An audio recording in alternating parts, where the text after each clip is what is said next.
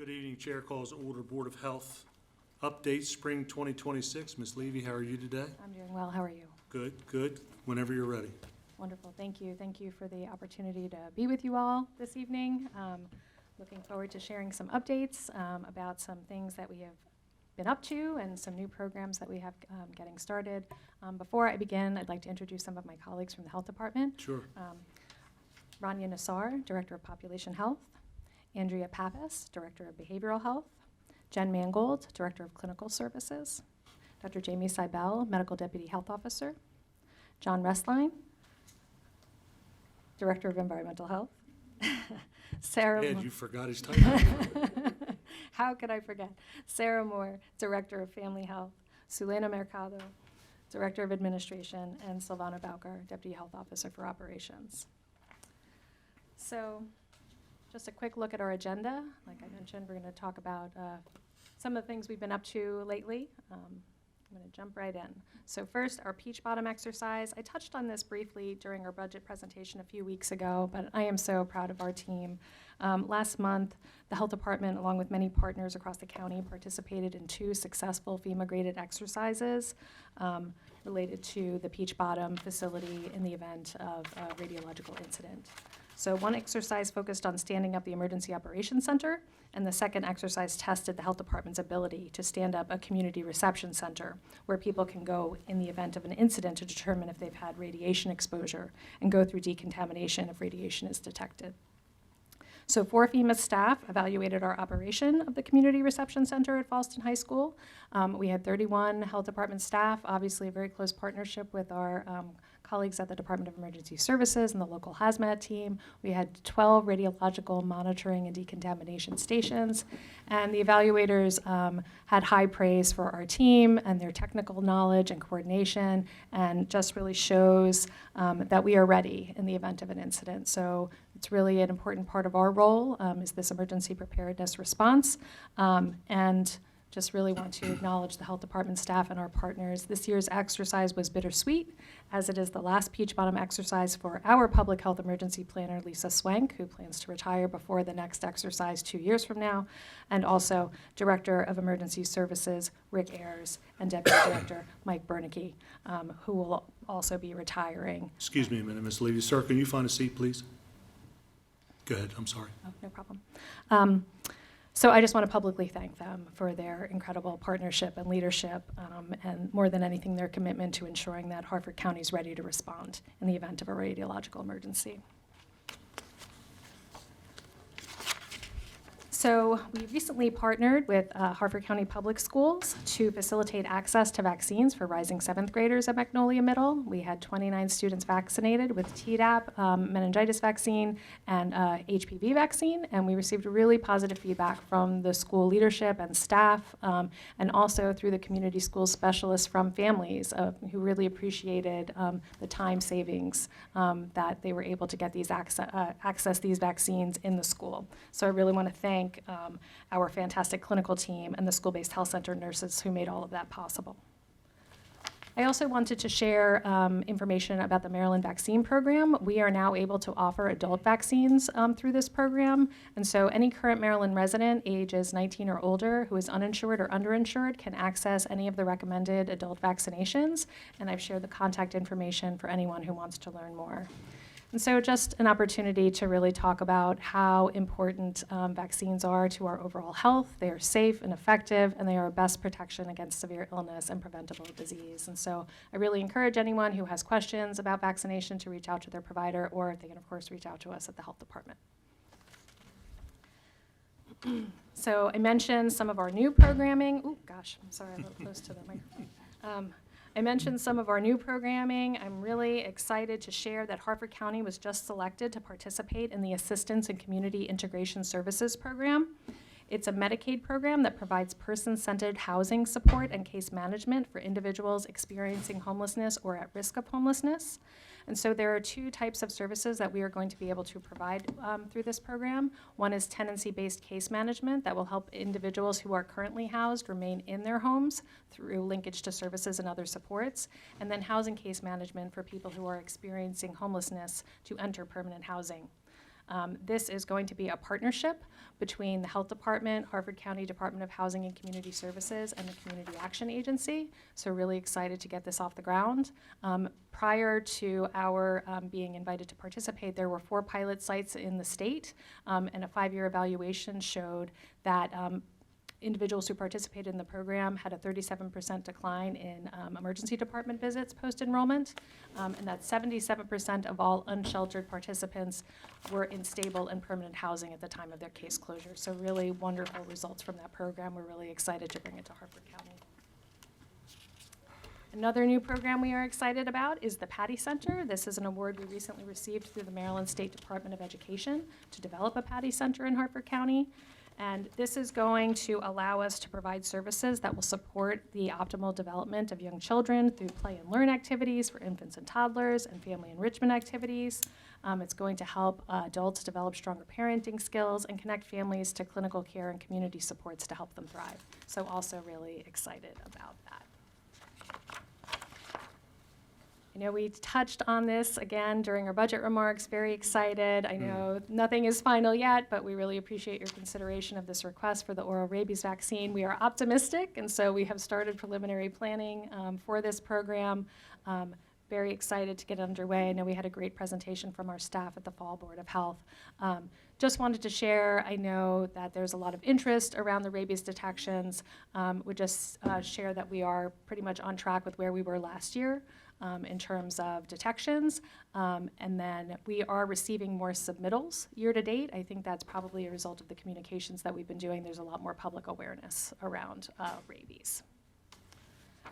So before I conclude, I just wanted to take a couple of minutes to highlight some summer safety tips as the weather warms up. Pretty significant warm up over the last couple of days. I know we're all looking forward to getting outside, and so we just want to make sure that people are staying protected, particularly when we're out in the sun. You know, the importance of staying in the shade, wearing hats and sunscreen, and reapplying your sunscreen every couple of hours.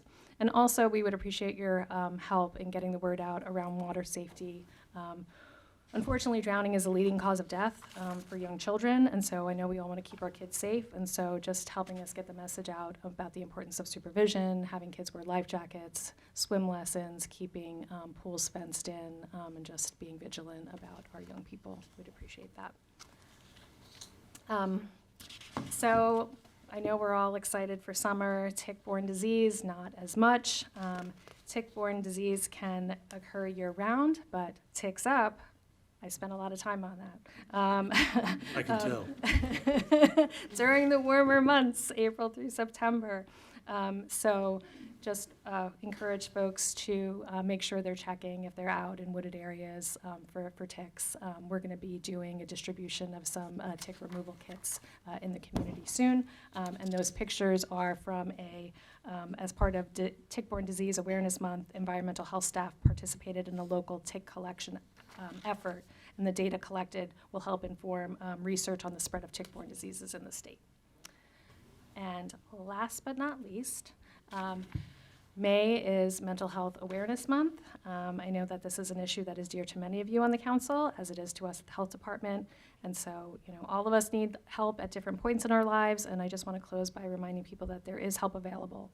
You can call us at the Health Department. The Klein Family Center has walk-in services available every day from 9 a.m. to 9 p.m., and the Office on Mental Health has crisis response services available 24 hours a day, 7 days a week. The 988 Suicide and Crisis Lifeline is also available 24 hours a day, 7 days a week. And that's going to do it for me. Thank you guys for your time. First of all, Lauren, let me thank you for your update and being as brief as you are. I'm sure everyone appreciates that. But we also appreciate the job that you do for us every day, working with the citizens, working with us as the Board of Health, and look forward to working with you in the future. Council, do you have anyone, any questions, comments? Mr. Bennett? Hello, good evening. Thank you for being here. I wanted to hear about how the IUE Matter Symposium went this past weekend. I know it's probably too soon to have photos and stuff in your presentation, but it's twice a year, right? Once for girls, once for boys, and this past weekend was the boy event. I was just curious how it went. It went really well. We had about 35 boys show up and many more family members. We had wonderful vendors set up. Harford Community College was there, NatureWorks was there, Susquehanna Workforce Network, among many others. Really a wonderful event. This was my first time having the opportunity to attend. Unfortunately, I had COVID for the Girls Symposium last fall, so I was really excited to be able to be there this weekend. The staff did an incredible job. Community partners did an incredible job. Boys had a great time. We had a lot of really positive feedback, so just a really wonderful event. Thank you. And is there any other programming or updates as far as minority health goes coming up or being worked on? Absolutely. We are actually actively engaged in a strategic plan for that program and really thinking about how we can work more closely with priority communities on the health concerns that are most important to them. And so really looking to build out year-round programming to better serve communities and really be responsive to what's important to them. Thank you. And my last question for you this evening is, just before you came on board, we had a really successful program passing out gun locks to the community. I think they had them all claimed within an hour of it being available for someone to RSVP. And it was just a really great event, and it was so encouraging to see people driving. You would have thought it was a 7 brew, all the people who were driving through. Do we have any future plans on doing that again? Because clearly there were more people who wanted them than we had available to give. We do. We are waiting. I'm very optimistic that we are going to be getting funding for more expanded gun safety efforts, including gun distribution through our library branches. So really excited about that, and also partnership with our firearm businesses, so the ranges and the retailers, really working with them to help get the word out about suicide prevention and the importance of gun locks to that effort. So we should be hearing any time now, and hopefully I'll be talking about that in the fall at our fall Board of Health meeting. Thank you so much. I really appreciate all you're doing with that, and that's all I have this evening. Thank you, Mr. Bennett. Mr. Riley? Yes, good evening, Lauren. If I live in Narsville, how do I get involved in a school-based health center program?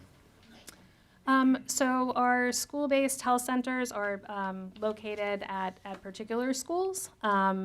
What in particular are you looking to? Well, I notice they're all on the southern end. I don't understand why we don't have one on the northern end.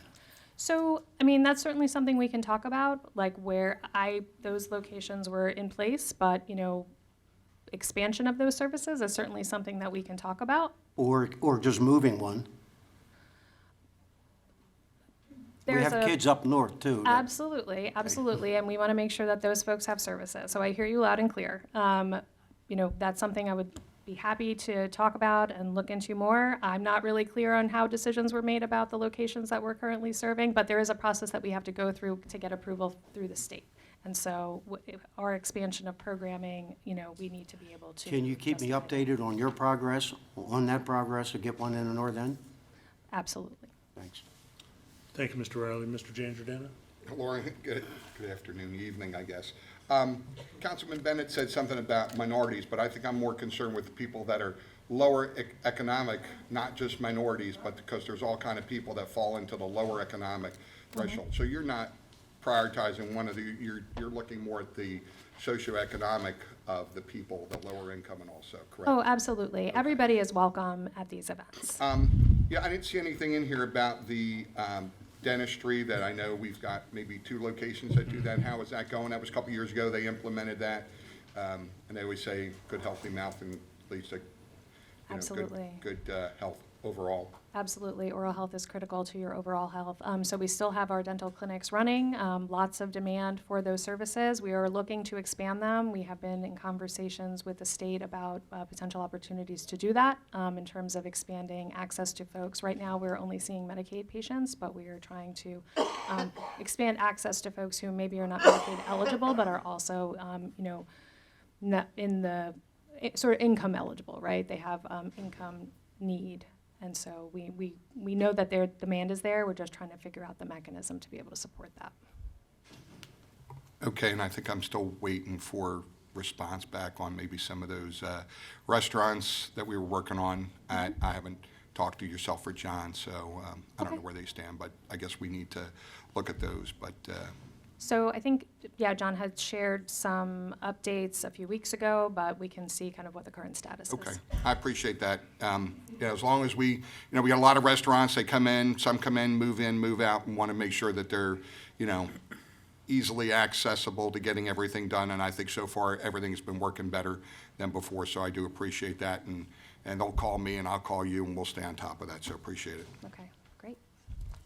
Thank you, Mr. Giangiordano. Anyone else? Lauren, thank you for coming tonight. I'm sure that we'll be reaching out for other things as well. All Okay? right, thank you as always, appreciate it. Yep.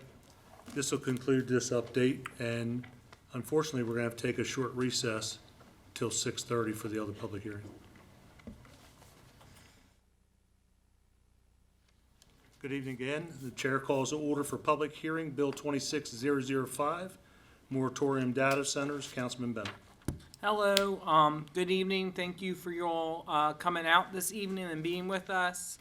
A little bit of background. I'm first going to rewind back to last fall, and really about 2 years ago, I had some high schoolers come to me about a totally different issue, which was the fact that they came to realize that our youth commission we're supposed to have as a county had been totally defunct for 10 years. The last time there was a youth commission active in the county, I was still deemed a youth by the county. And it was, it's in our law that we should have this youth commission, and it should be formed every year. And so after I met with those teenagers who were saying, we really want to get engaged in the county, we want to learn about our local government, and we want to be able to do this, I started reaching out to the administration many times over those 2 years asking to get that started, and was met over and over again with a lack of interest to get that going. So last fall, I introduced legislation that would have had the council take over the youth commission just so that we could get it going for these kids who wanted to be engaged in our community. After we introduced that legislation, the county executive then came forward and said, I'm going to get the youth commission up and running, and I'm opening up applications for teenagers to apply to be on the youth commission. And then we were able to approve people to be on the youth commission and to have that positive experience as high schoolers and middle schoolers. And so at that point, the objective of my bill was complete, and it was no longer needed, because at the end of the day, it wasn't about having the council get control of the youth commission. It was about giving kids the opportunity to do the youth commission. So once we succeeded in getting the county executive to get that up and running, I withdrew my bill for the youth commission. So now bringing that story to this issue, I've been researching what's going on across our country of data centers for the better part of the past year, and meeting with community members to talk about it, reading about what's happening, not just across Maryland, but across the country, and have more and more grown concerned about what I read and what I see. So when I introduced the moratorium, and well, first when I started drafting the moratorium back in December of last year, I had no clue about anything that could potentially be proposed in Harford County at that time. I was just looking at what was happening across Maryland and across our region, and seeing that we had what I saw as a big gap in our county code of nothing stating any rules about data centers. And so that's why I got to work on the legislation. And then getting it onto a council agenda and getting it through this process, it just happened the time with a lot of community awareness of this issue, but the work had started long before that. And the reason I introduced the moratorium, very similar to why I introduced the bill on the Youth Commission, was to start the work on getting this issue addressed, because I saw a gaping hole in our zoning code, and I knew that we needed to do work to fix this. Since the moratorium was introduced, the county executive was able to send legislation over to us as a council on the very last day that legislation could possibly be sent over before summer recess, to have it go through the process and wrap up successfully. And that legislation, which is a different bill than the one we're looking at tonight, would put a blanket ban on data centers in Harford County. However, that bill is not emergency legislation, which means if it was to pass in June, the soonest it would take effect is sometime in August. which is a 2-month window, which is still a vulnerability. Which is why I've still held on to the moratorium bill, which is emergency legislation, to fill that 2-month gap. That being said, after I read the county executive's bill, I immediately reached out to the council attorney that day and said I would like to explore amending the county executive's bill to be emergency legislation, because if that was to be able to be done, well, then we no longer need the moratorium bill. And so I know many people were speaking about that last Tuesday, but we had already been working on that since Saturday between the council attorney and myself, and I believe we had it completed and drafted last Wednesday afternoon and ready to be added to the agenda on Thursday for this week. I'm also happy to say that I have 6 co-sponsors on those draft amendments, so that means all 7 of us are in agreement on that. And I anticipate later tonight that those 3 amendments that turn the county executive's bill into emergency legislation passing. When that happens, my plan is to withdraw Bill 26005 because it no longer is needed. It will have done its job without ever having to be voted on, because it pushed the conversation forward, it got action going, and we're going to be able to end up in a place that leaves us as a community in a much stronger position than we were back in December of 2025 when I started this legislative work, and in February of 2025 when I started the research on this legislative work. So that's just a little bit of context for those of you who are here tonight, to help you understand with the process of how we've gotten to where we are and what should be taking place this evening. And any sort of like strange series of events where some of my council colleagues think it's opposite day and accidentally vote no instead of yes and my amendments don't pass, I still have the moratorium on the agenda and would not withdraw my moratorium at that point because that would still fill that gap. But assuming, which I think it's safe to assume, my amendments pass 7-0, turning the county executive's bill into emergency legislation, this moratorium bill that we're here for this public hearing for will be moot. Like I said, it will have done its job and we'll be able to move forward. And so I think that's all the context I need to provide this evening, but I hope that helps give you clarity. And maybe if you have 3 minutes of things to say tonight, you might want to save them for the county executive's bill, its public hearing in June, so that we can have you speak then, and you don't have to come up with 6 minutes of ideas to say, because I think at this point we're in a very strong position to strengthen his bill tonight and withdraw the bill that we're having the public hearing for as well tonight. That's all I have.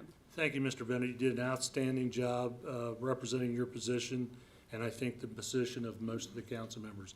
Anyone else have anything to say? Mr. Giangiordano. Thank you, Council President. So if you follow investments, data centers are all the rage. Blackstone Digital raised $1.75 billion in its IPO. Cerebus, and I don't know if I'm saying that right or not, opened at $185 the other day and closed at $311, up 68%. They're now valued at $65 billion, and they raised an additional $5.5 billion. So that tells you exactly where the market is headed, and why communities like Harford County are under pressure from massive data center proposals. Make no mistake, folks, there's a lot of money that's out there pouring in, and they're looking for data centers wherever they can put them, and they want to put one here. So I strongly support banning a data center in Harford County. I also support banning any kind of power facility that they would try to do, because that's one of the other things that they would have to do based on what Governor Moore said, is they'd have to do their own separate power system to run these data centers. So, but I think if you ban the data centers, you're going to ban that. So just want to make sure that everybody's keen on that. So the facilities consume enormous amounts of electricity and water, require major transmission infrastructures, create constant noise concerns that can permanently alter character of surrounding community. The low-frequency noise generated by the data centers and large industrial cooling systems can travel for miles. They were here the other day, they said 500 feet. That's not true. Travels for up to 3 to 6 miles and penetrates through the buildings. and the quality of life of the residents and anybody surrounding that. So somebody did post something, they showed a data center down in Virginia and the amount of noise that was generated from that, and how that noise penetrates through a home. So once the projects are approved, the industrial footprint expands quickly with substations, transmission lines, backup generation system, and related infrastructure. Harford County should not become the next target for unchecked industrial expansion driven by national data center boom. On top of that, not that we can do anything about it, but battery storage facilities are another growing concern. Projects such as the proposed Oyster Catcher Energy Storage Project, a 500 megawatt, 6-hour lithium ion battery storage facility by Cardinal Energy Storage, raises serious questions about safety, environmental impacts, emergency response capabilities, and long-term land use. That's going to be, they're trying to do that in the upper end of the county. That's tomorrow. We're going to talk about that up at the Jarrettsville, Norrisville CAB meeting. So even more concerning on that one is that there's a stream that runs through that center of that parcel and ultimately feeds into Deer Creek, raising major environmental and water quality concerns that deserve full public review before any approvals move forward. Talking to Council President today, we don't know if we can do anything about that because, Oh, Miss Aledgy's been, we're looking at it for 4 or 5 days now. yeah, So Miss Hankins called me last week after the meeting they had in Jarrettsville and informed me of the concern. I immediately got a hold of Miss Aledgy, and she's looking into it as we speak. and there's also another one. But at the same time, the state of Maryland has taken away much of our ability to regulate solar projects on county land. Local communities are losing their voice while industrial-scale solar farms continue to spread across agricultural and rural areas. Examples include the proposed Chrome Hill Solar 5-megawatt facility on Norrisville Road, Chamberton Solar Peters 1 and 2, located at 535 Old Joppa Road, totaling 10 megawatts, and Harford Chapel Solar. Why they're trying to do all this before the deadline that they get the tax breaks, which is in July. Where were the loud voices in Annapolis that should have been standing up against these takeovers of our farmland by massive solar projects? Where were the delegates? Where was Delegate Johnson, both Delegate Johnson, Senator Mary Delaney James? Why is it now that everybody's just screaming about this stuff when we tried stopping these solar farms years ago and we got turned down by the PSC Commission and they put the solar farm on 136? We turned it down. They came and they did it. So, you know, you've got to realize that Maryland is getting assaulted. We're going to be the California of the West Coast. You know, they're not talking about the East Coast, yeah. Do we hear them talking about the impact of data centers? But you know what they want to do? They want to eliminate ICE vehicles. You know what ICE vehicles are? Industrial combustion engines. Westmore put in 2035 that you're going to have to get rid of your gas engine. Now they've kind of backed off on that because the electric isn't doing that. But what else? Gas heat, folks. You got gas heat in your house or propane? 2035. You want to replace that gas heat? Guess what? You need to replace it with a heat pump or probably geothermal. So if you want to drive an electric car like Councilman Bennett, that's fine. But it should be your choice, and you should have the right to do what you want. We shouldn't force anybody to do what you want to drive or what you want to heat your home with. We should be true, like I said. So anyway, there's some more stuff. There's pushback from GM, Ford, and Honda. They're scaling back their EV production. They've lost billions of dollars. Now they're going into battery storage. But we deserve a seat at the table, and hopefully this bill will stick.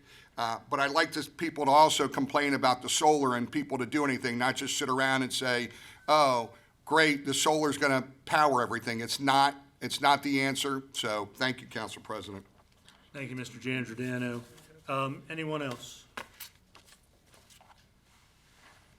Ms. Dixon, do we have anyone signed up? I know that's a crazy question. We do, Mr. President. We have about 46 this evening. How many? 46. Oh, wow. Okay, so listen. More than 17. let's, I gotta be realistic here. With 46 speakers, and I'm sure every one of you, within reason, the same comments, I'm gonna have to cut the time from 3 minutes to 2 minutes, because we have another meeting scheduled at 7:30. And I don't mind being late, but I think 46 speakers, unless you all wanna stand up and say ditto, and which I doubt. But I think we're gonna have to cut it to 2 minutes. And I would ask everyone to be respectful of the speakers so that we can move through this. I would also remind you that we don't have outbursts in the chambers, no applause. Let's just move forward, make your point, and let the next speaker come forward. Ms. Dixon, whenever you're ready. Diana Sadowski, followed by Judith Brewer, Candace Hart, and Paul Falacci.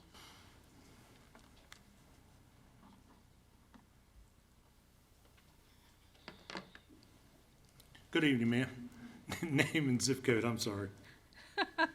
I'm glad I can make you smile. Diana Sadowski, 21047. I came here prepared to read the letter that I sent to all of you this morning. Mr. Bennett, I appreciate where you're heading with this bill. I think every one of you should support the county executive's bill. That's the strongest that it can be for this county by saying no. Just like a child, if you give them an inch, they want to take a mile. We have to treat it the same way. So for weeks, everyone's been listening to the downfalls of data centers, and they are real. Last week, we heard someone talking while she was playing the actual sound of the data center. It caused problems here. Imagine being in a neighborhood with that 24/7. The projects bring excessive noise. We know that. Thankfully, at last week's council meeting, Delegate Orican raised the obvious question. Why are we not pursuing emergency legislation to ban this type of development altogether? Frankly, many of us are wondering why the council failed to act sooner. I'm sorry, that's just a rhetorical question. It's long past time for decisive action.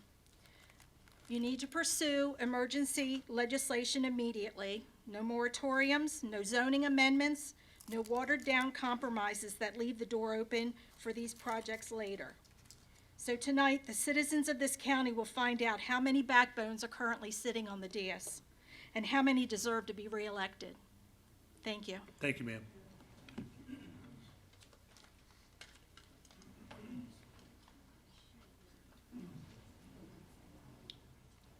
Good evening, ma'am. Hi. Name and zip? Judith Brewer, 21085. And I'll be honest with you, I don't have to read any of this now, so thank you. So that's all I want to do is say thank you because I felt like no one was hearing our voice and no one cared. So I appreciate it. Thank you, ma'am. Thank you. Call your next speaker. Candace Hart, followed by Paul Falacci and Greg Fox.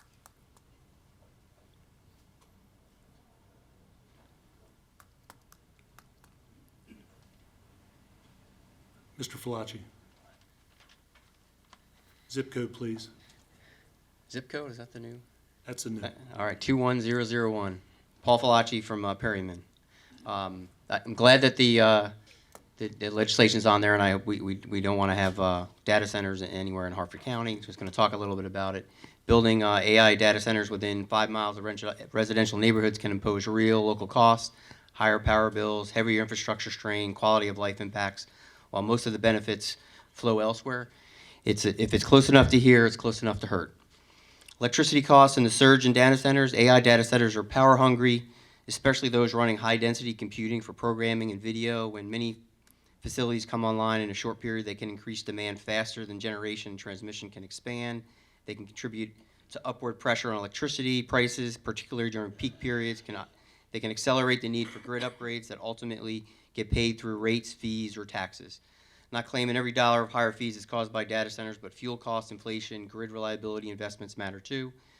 But concentration, fast-growing load is a real factor communities should scrutinize with clear local data. A search using ChatGPT, for example, takes 10 times more energy than a search on Google. If that search uses or makes video, it's 50 times the energy use. Infrastructure strain and reliability risks. These facilities require new substations, transmission upgrades, and sometimes a new generation. Construction can be disruptive, but the bigger issue is long-term. When a neighborhood becomes adjacent to a major power consumer, the community inherits the consequences of grid congestion, emergency curtailments, constant push to expand electrical infrastructure. Even the lights stay on. Residents may face years of construction, right-of-way expansion, landscape increasingly shaped by utility needs rather than in community planning. If it's close enough to hear, it's close enough to hurt. Quality of life, noise, heat, and visual impact are also. So when someone says it's just a data center, remember we can feel like when the backyard fence line living near an AI data center can start to resemble living near a noisy, ugly industrial plant. Constant hum, harsh lighting, heavy infrastructure, and the sense that your neighborhood is buffering an industrial operation you didn't ask for. Thanks. Thank you, sir. Call your next speaker. I'm sorry. This way. Good evening, sir. Name and zip. Greg Fox, 21085. I want to address interaction between allowing data centers and the state's renewable energy goals, because that hasn't been discussed yet. A modern data center complex can drag with it a need for 12,000 acres of solar cells. The state has a goal of 50% renewable energy in 4 years. With the federal resistance to offshore wind, solar is the only way to get there.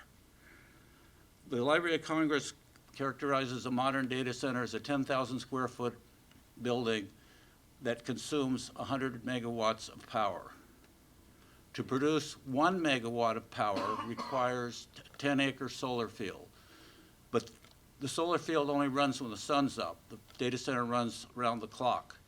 And so you really need 2.5 megawatts of solar field to produce the energy needed to run a 1 megawatt data center. So you need 2,500 acres to handle a single building. Now, the current trend in construction is not to build single buildings. The infrastructure costs are too high, so data centers are being built out as campuses. So if I build a 5-building campus, I need 12,000 acres of solar cells to offset the power. So when data centers go online in Maryland, the legislature has a choice. Abandon long-held renewable energy goals or pave rural areas over with solar cells. Thank you. Thank you, sir. Billy Boniface, followed by Michelle Christman, Patrick Gaffney, and Bill Bacopoulos. Good evening, sir. Name and zip. Billy Boniface, Darlington, 21034. So thank you, Council President and Council, for allowing me to speak this evening. And thank you, Councilman Bennett, for your comments this evening. I encourage the Council to support him in withdrawal of his bill and the amendments to the county executives for emergency legislation. But I also ask that you consider adding language to the bill that does not allow any of the large-scale battery storage facilities to be built in any zoning classifications as the one being proposed in northern Harford County. It is clear that the citizens of Harford County do not want these facilities, period, and I'm confident you'll support us on that. If you cannot amend the bill to do so, emergency legislation needs to be introduced to deal with that issue. That said, I do not feel this will be the end of the fight to stop this type of uses coming into the county. In recent years, the state has repeatedly overrode local authority in many areas, including allowing large utility-scale solar projects that have been talked about to be built on farmland, regardless that our local zoning laws only allow these uses in general industrial areas. I see the state attempting to do the same with the data centers and battery storage facilities. Council, as members of MACO, the Maryland Association of Counties, a lobbying group that works in Annapolis on behalf of the 23 counties in Baltimore City, I encourage you all to reach out to leadership and put in an emergency task force that develops a strategy to stop the state from overriding the rights of individual counties to allow these facilities or not, and reverse the policy of forcing large-scale solar projects in areas we don't want them. MACO should also partner with other organizations such as Maryland Farm Bureau to accomplish this. The more voices, the better. Having served as council president, I in the past. I fully understand you have many things to take under consideration as you hear the testimony this evening. Mr. Boniface, please bring your comments to a close. Thank you. I'm going to ask you one thing. Would you want to live next to one of these things? Thank you, sir. Good night. Good night. Next speaker, please. Michelle Chrisman, followed by Patrick Gaffney. I don't believe she's here. Good evening, sir. Name and zip. Patrick Gaffney, 21085 from Joppa. Thank you for this opportunity to oppose data centers in Harford County, and thanks to the county council members already in opposition. However, if the state decides to supersede the county's authority, what then? It'll be a debate about location, and we can't have data centers in places like Mountain Branch, for example. It's on the top of the hill. You're going to hear it and see it for more than your 4 miles or whatever. It's going to be visible for dozens of miles. It's going to undermine your zoning decisions, require special permits. It's going to shift Harford County into a reckless spiral into industrialization, and that's not what we want. We're here because we like the agricultural environment, the rural ambiance, and we want to preserve that. A couple things real quickly that haven't necessarily been mentioned regarding water. It doesn't just use water, it takes it forever. It depletes it. It's not coming back. So I don't know who else has water problems in this county, but I can't take any more water loss on my well. So there's that. The power was mentioned, but the infrastructure buildup and the fact that they're gonna have power agreements, that's all gonna make our rates go up. There's no way it won't. It's gonna come out to the people that require it for their homes.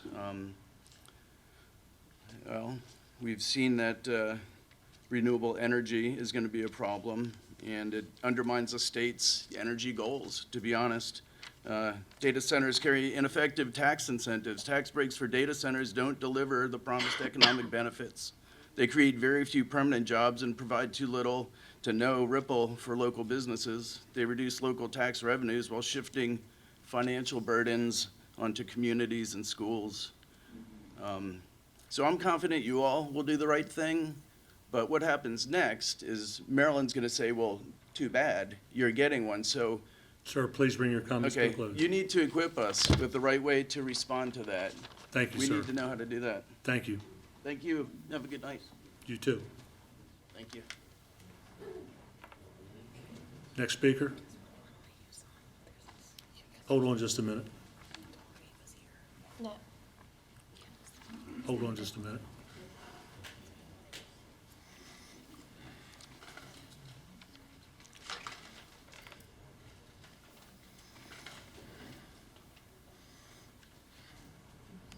Go ahead, sir. Name and zip code, please. Bill Vasilopoulos, 21085.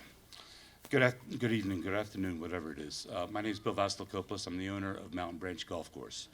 As a target of this legislation, I think it would been more appropriate for me to have more than 3 minutes, certainly more than 2 minutes to explain my case. This is a thoughtful, highly engineered, multi-billion-dollar next-generation infrastructure project and one of the largest private investments in Maryland history.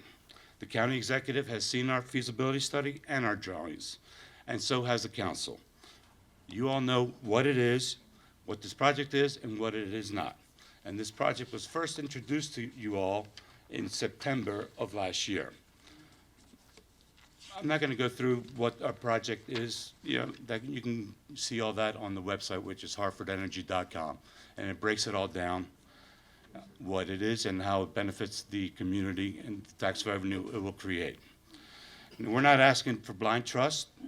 We're asking for real standards: power, water, noise, and environmental standards, written into law with a community benefit agreement that is binding on a record against the land. The county has set the standard. The county should set the standards for itself, which is exactly what we have put forward, and not wait for the state to impose what we have put forward. Impose what would likely be a lesser standard than may not take the needs for the county into account. Once that happens, it will be too late. please vote against this bill. Set strong local standards instead of a moratorium or a ban. This is the difference between panic and policy. And Excuse me, folks. Please, I'm gonna tell you right now, we're not gonna let this get out of hand. Please. I Sir, encourage you're everyone to done. go to HarfordEnergy.com. Sir, you're done. Thank you. Ma'am, Mila, Jessica Riley Hammond, followed by, hold on just a second. I just saw Michelle Chrisman walk in, if you'd like to call her up. Michelle Chrisman. Yep.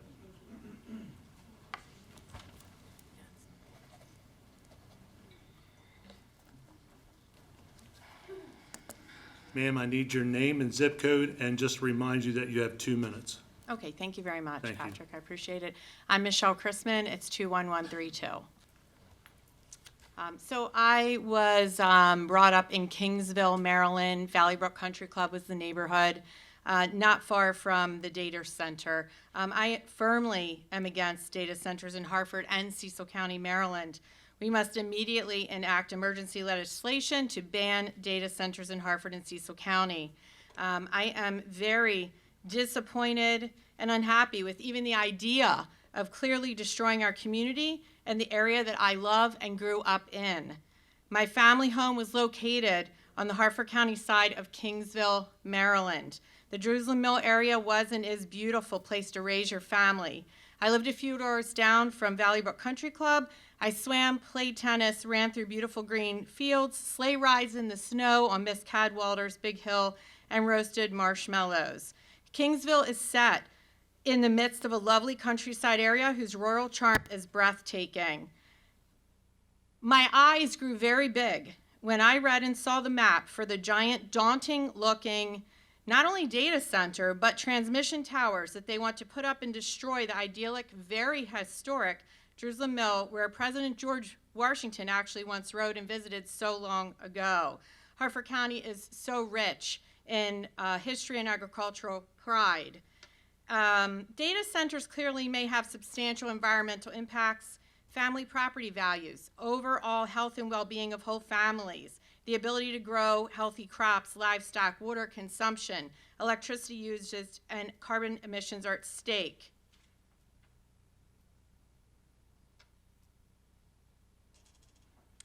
It is estimated that the U.S. data centers may produce more than 105 million carbon dioxide equivalent, 2.18% of total U.S. emissions in 2023, and use 4% of the U.S. total electricity consumption, not to mention up to 5 million gallons of water per day for cooling.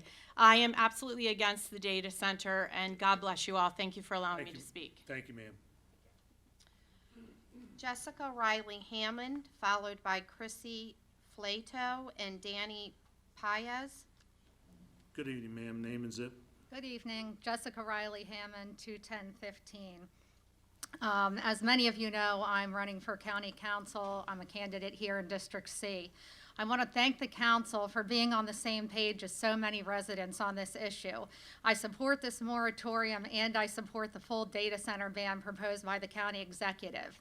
Residents have spoken over and over about the enormous energy demands, environmental concerns, noise, and impact these facilities would have on our communities. This issue is incredibly important, which is why I've attended so many different meetings on it and will continue to show up. Harford County should not become a sacrifice zone for big tech. No temporary gains for some and permanent damage for everyone else in the environment. Councilman Bennett, I want to say that I think it's nice that you have an electric car. I didn't know that about you. Thank you. Thank you, ma'am. Powered by rooftop solar. Good evening, ma'am. Name and zip. Chrissy Flato, 21085. Thank you. I have lived in Harford County my entire life. I grew up in Bel Air, right in Homestead Village. We had sidewalks, public water, and sewer. When my husband and I got married, we built a house on his family farm, only farm. I knew living in Joppa was going to be a little different for me. There were no sidewalks. When we don't have electricity, you don't have water and septic. But it has become my way of life. I feed the birds, I plant the native plants to support the pollinators, I enjoy the peace and quiet. I did not move to Joppa to have my quality of life lessened. I am asking you to withdraw the moratorium and pass county executive's data center ban as emergency legislation.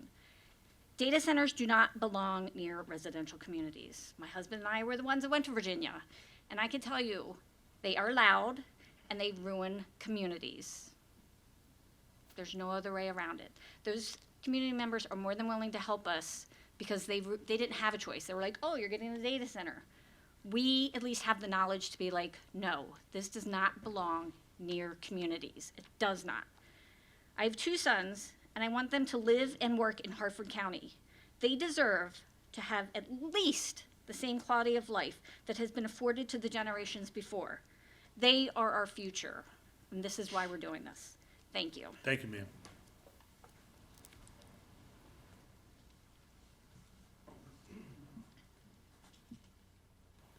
Good evening, ma'am. Name and zip. Good evening, Danny Paez, 21040.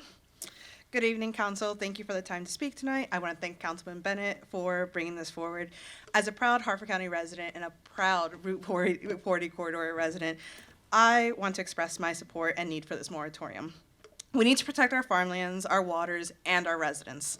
We need to make sure that we're not giving up our local lands, but also not dumping another item on Route 40, where if it's not on the lands, this is where it's going to be. I want to thank y'all for the clear support you have shown tonight towards this moratorium and the eventual ban that the county executive has pushed forward. Have a great rest of your evening. Thank you, ma'am. Stephanie Flash, followed by Caitlin Caslow, Roberta Howard, and Brian Tawney.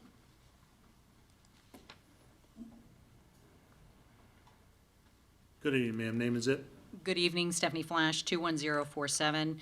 As many others have mentioned, I actually support the county council to withdraw this 26005 and enact the emergency legislation. So thank you, Councilman Bennett. As many have expressed, there are very serious concerns about the data centers and our quality of life in the community. And while the original moratorium served its purpose, I think we all can understand why emergency ban is necessary currently right now. So I support the emergency legislation ban. Thank you very much. And I want to say that we can use this then to take this to Annapolis, in which I intend to do. Thank you, ma'am.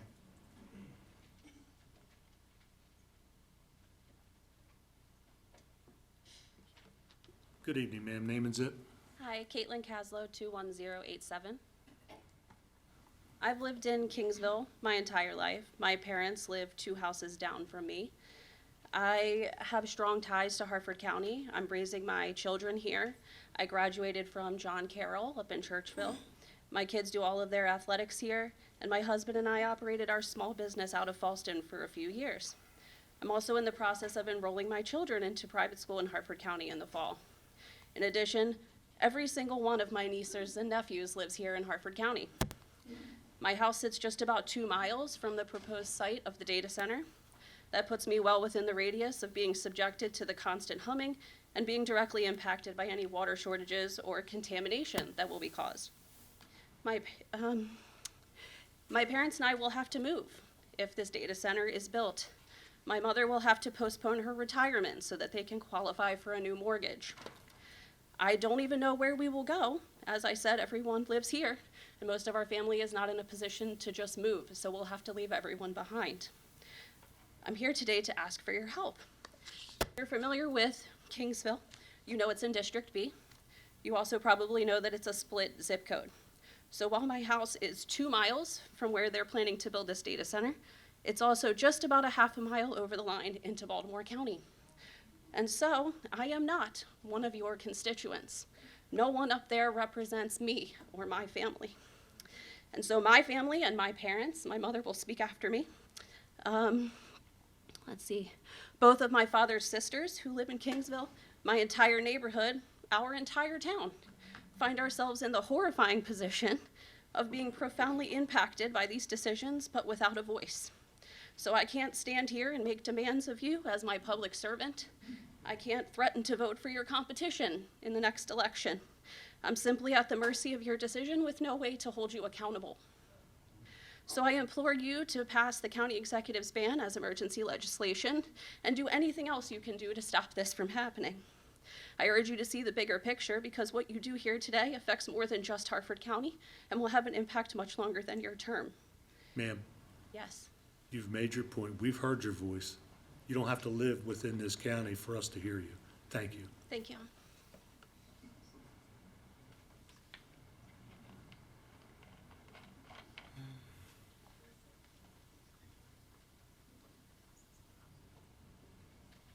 Call your next speaker, ma'am. I believe she's on her way. Okay, gotcha. That's okay. Name and zip? Yes, my name is Roberta Howard, and I live in 21087. I'm here today to discuss how the proposed data center will impact our life in the Kingsville and Harford County community. My husband and I moved here in 1984, and I joined him in 1988. For 36 years, we have watched Kingsville grow. We planned our entire lives around this home. My husband retired in 2020, and I turned 68 in November. Our plan was simple: work 4 more years, pay off the house, fully retire, and leave a stable nest egg to our children and grandchildren who live just minutes away. The proposed data center shatters that dream. Data centers place an immense strain on local resources. Because our neighborhood relies entirely on well water, an industrial project of this scale proposes to direct that threat to our aquifer. Furthermore, data centers require massive amounts of electricity, which strains the local grid and can drive up energy infrastructure costs for everyday ratepayers. The constant low-frequency hum from cooling systems creates a continuous baseline of noise pollution, which studies have linked to chronic stress, sleep disruption, and decreased quality of life. Even closed-loop system cooling systems require periodic chemical flushing, raising valid concerns about runoff entering our local watersheds and threatening the fragile Chesapeake Bay ecosystem. If this data center is approved, my husband and I will be forced to leave our home of 36 years. A home near a massive industrial complex facing potential water insecurity will plummet in value. At 68 years old, I would be forced to sell at a loss, take on a new mortgage in an expensive market, and abandon any hope of retirement or leaving a legacy for my family. But this isn't just my story. Many of my neighbors have already retired and are on fixed incomes and can simply not work longer to offset the damage. Our local businesses will suffer too, not just from the same environmental strains, but from the loss of residents who sustain them. Real estate values will drop, harming local agencies and eroding our community's tax base. The only entities benefiting here are the developer and the landowner. Data centers are notoriously low job creators once built, and the construction crews are rarely locally sourced. While property owners do have rights, those rights should not come at the expense of an entire community's well-being. We must protect our land, our water, and our neighborhood. Thank you, ma'am. Thank you.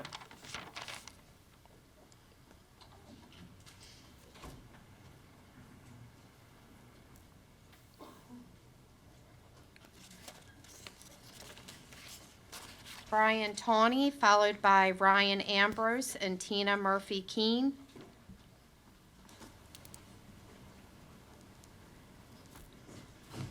Good evening, sir. Name and Good zip? evening, Brian Tawney, 21085. So I'll keep things really short. I really wanted to comment specifically tonight because the owner of Mountain Branch just gave a presentation. Bill told us about how he's working to be a good neighbor, a good steward, and I couldn't just let that stand on the record. One of the things I'd like to point out is Bill apparently is not even a resident of Harford County. I believe he lives in White Marsh.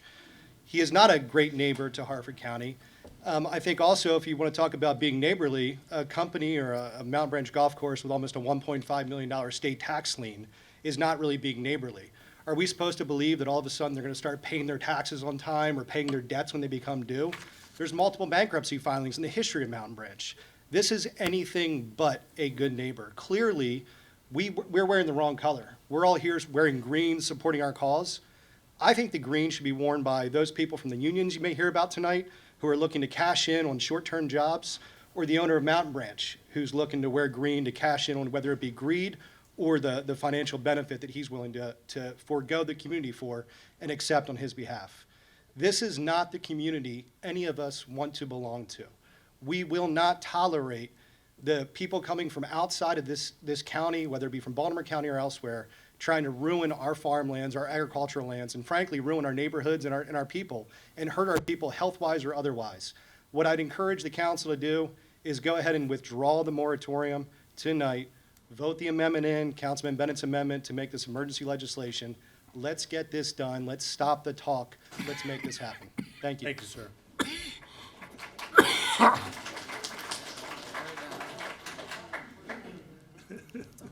Good evening, sir. Good evening, Ryan Ambrose, 21234. Good evening, council. My name is Ryan Ambrose, a business agent for Plumbers and Steamfitters Local 486. I'm here in support of a responsible data center development in Harford County. This issue is bigger than one project. If you go back in history, the communities that embraced the Industrial Revolution that built railroads, power plants, and factories became centers of opportunity. The ones that said no did not stop progress. They just watched it move elsewhere. That is where we are today. Data centers are this generation's infrastructure. They power healthcare, emergency services, banking, and small businesses. They're not going away. The question is whether Harford County will be a part of it or sit on the sidelines while other counties take the jobs and investment. There are three reasons to support responsible data center development: jobs, tax revenue, and smart planning. First, the jobs. These jobs create family-sustaining union careers, supporting apprenticeships, training local residents, and keeping young people here in Harford County. Developers should also sign labor agreements and commit to local hiring initiatives so Harford County residents have a real path into these jobs from day one. Second, and just as important, is the tax impact. Data centers bring in major private investment on high-value commercial property, and they pay property taxes year after year. That's stable, long-term revenue that the county can rely on. Unlike large residential growth, they do not add the same pressure on schools and public services, so what you're left with is a net positive revenue. Money coming into the county that can help fund schools, public safety, and infrastructure without driving up taxes for the residents. That is the kind of growth counties should want, strengthening the tax base while keeping spending under control. And third, these projects can be built the right way with clear rules, strong standards, and thoughtful planning, so the community keeps control while still capturing the benefit. Concerns are fair, but the answer is not a permanent ban. It is smart planning and responsible oversight. Because if we turn away from this entirely, the jobs don't disappear, and neither does the revenue. It just goes somewhere else, and Harford County loses both. So I ask this council to take a balanced approach. Thank you, sir. Thank you. Thank you.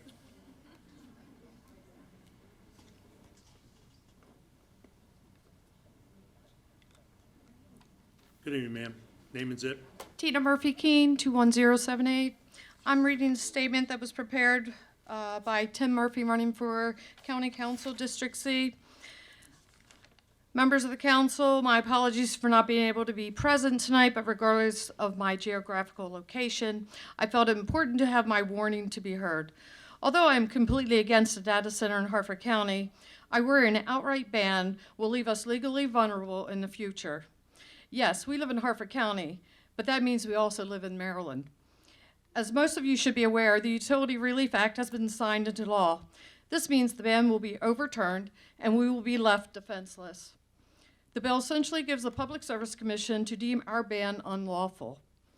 In the bill, they have legally codified smaller and mid-sized data centers as critical energy grid participants.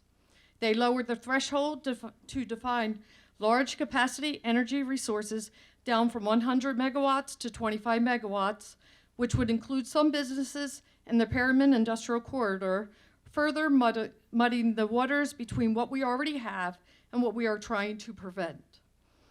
Due to new regulations and definitions, they will cite the legal precedent Board of Commissioners of Washington County versus Perennial Solar.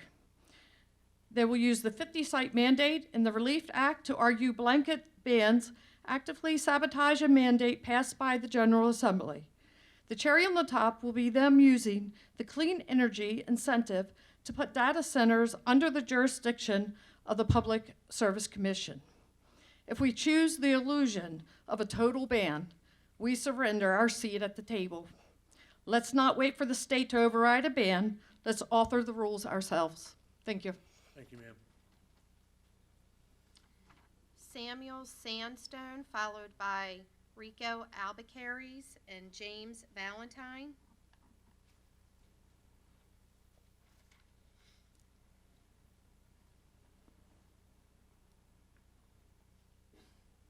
Good evening, sir. Name and zip. Samuel Santome, 21015. I currently work at a prefabrication plant in Frederick, Maryland. It's 2,000 square foot. It is a job for close to 200 people. It supports the growing data center industry, and I hope that this county can find a way to bring this industry closer to where I live. I can't justify living here, driving 2 hours to work and 2 hours home every day. Thank you. Thank you, sir.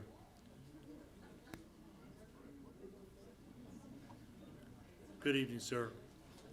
Name and zip. Rico Albuquerques, 21014. I'm a lifelong Harford County resident. I grew up along the Route 40 corridor in Aberdeen and Edgewood. Sometimes it's funny to me to hear people say our agriculture and rural heritage, because I got to be honest, where I grew up, it does not feel that way. Listening to community members here tonight, I hear a lot of fear and a lot of uncertainty. And as a resident of Harford County, I empathize with that. But I have a different set of fears. I'm afraid that we will fall behind regionally as other counties do develop this infrastructure and use this tax revenue. I'm afraid we won't be able to give our public sector workers the raises they deserve, and Harford County schools will continue to be underfunded. That many of our graduating seniors who are being told they should consider a career in the trades won't have a job to go to, and certainly not here locally. I'm afraid the only jobs we will have to offer our young people are ones in an Amazon warehouse, which we seem to have determined are superior to Amazon data centers. I'm afraid we're overly reliant on APG and the federal jobs which are being cut and threatened every single day. Mostly, I'm afraid that this digital infrastructure is the new economy, and we are going to miss out on it. I think it makes sense to decide where and how we can build this infrastructure, and if we need to pause to decide that, by all means, so be it. But we should be able to use it to our advantage as a county. We can use it to fully fund our fire department, to build new schools, or to lower our property taxes. I reject the premise that we're not smart enough or collaborative enough to figure out how to leverage that industry. By voting to permanently ban this industry, you're locking Harford County into the economic landscape of yesterday. President JFK once said, "Time and the world do not stand still." Change is the law of life, and those who look only to the past or the present are certain to miss the future. I don't want to see Harford County miss the future. And to the other gentleman, I'm a Harford County resident, I'm a union member. I don't see the green for myself. I see the tax revenue for the county. Thank you very much. Thank you, sir.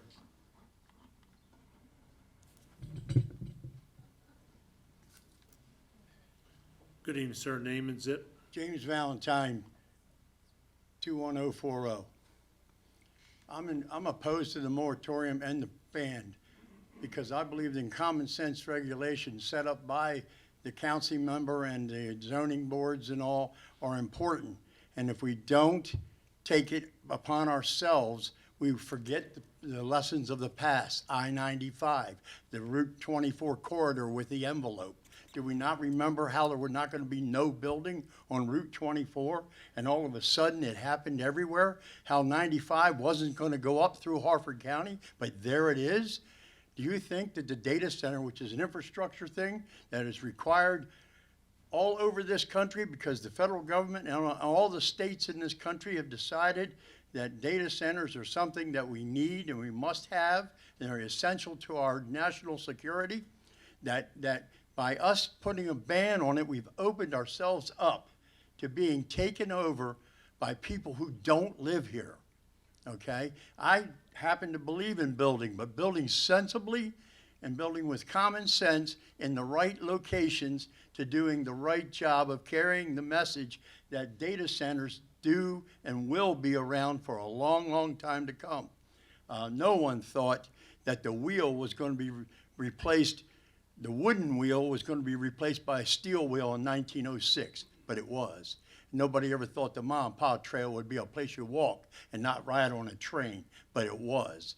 And where we're heading by not standing up and having you gentlemen, ladies up there sitting down and saying, a ban opens the door where we're going to be told what to do.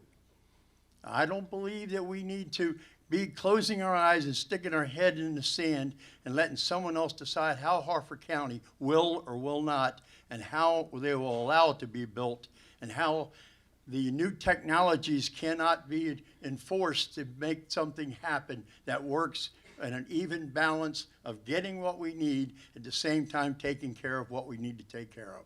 Thank you. Thank you, sir. Ray Baker, followed by Sandy Magnus and Tyrone Farrens.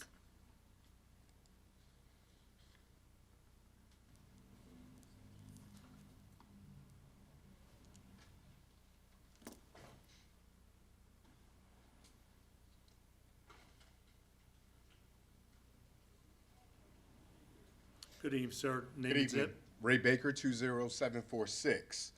I am the Maryland Director for the Baltimore D.C. Building and Construction Trades Council. I recognize and appreciate the sincerity, the decency, the democracy that's being expressed by the community here. And it is no interest of labor to ever be adversarial to that, because labor is of the community. And while folks are communicating the sincere and serious opposition to being what they perceive told what is going to happen to them, while they've heard repeatedly from the Harford County residents who will drive 2 hours just to go to work, I want to remind folks that I represent the thousands of members of our construction trades that live in Harford County, that are excited to do work in Harford County, that are eager to be able to build in Harford County. And we are interested in being collaborative partners in how we can most effectively do that, so that when the young people are graduating from high school, we can enroll them into our apprenticeship programs. When those who are looking for work, as my colleague Rico alluded to, are no longer are interested in working in the Amazon facility, can have some place that they can build that they can be proud of, we are interested in being collaborators and doing so. Unfortunately, a ban does not allow for that. While we recognize the sensitivities of what the concerns may be, we think that there is a better and more effective collaborative approach that can ensure the good-paying, family-sustaining union jobs that we provide for folks are available to us and are opportune to us. But so long as we commit to a ban, we will not allow for that to happen. Lastly, I know a number of us, myself included, are deeply sensitive to our rising energy costs. Unfortunately, because of the structure of the way that we exist, that when we tell people no, those folks go across the lines to Pennsylvania, sometimes they go across the line to Virginia, and we are still left with the burden of the pain. We are interested that if data centers are going to come, and if you all believe that they're going to functionally socialize the pain, then through good jobs we can socialize the profit. But as is, and with a ban and a moratorium, we are looking to socialize the pain, but privatize the profit for folks outside of Harford County. We would love to be collaborators, and we hope that you guys would reconsider a permanent ban. Thank you. Thank you, sir.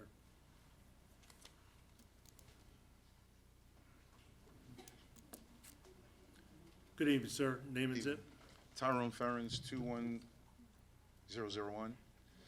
And unlike so many of the people here tonight, I wasn't born and raised in Harford County.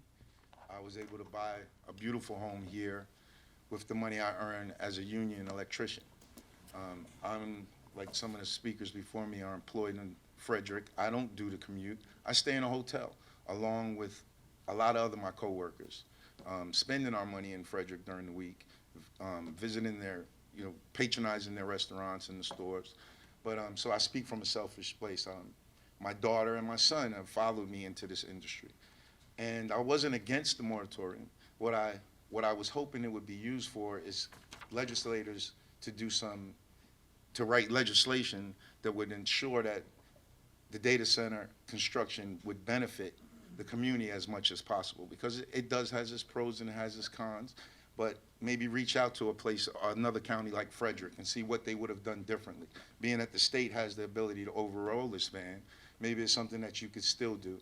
Because I do live here, my kids do go to the Harford County schools in Aberdeen, and I would hope that if we are going to have a data center, that we can make it so that it benefits us as much as possible. Thank you. Thank you, sir.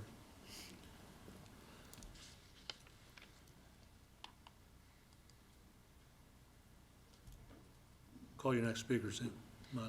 Sandy Magnus, followed by Michael Oakes and Julia Rusin.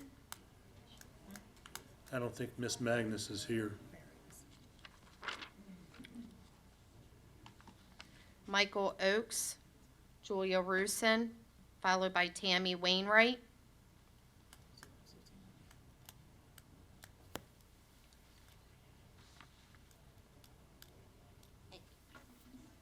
Okay. Miss Wainwright's coming to the mic.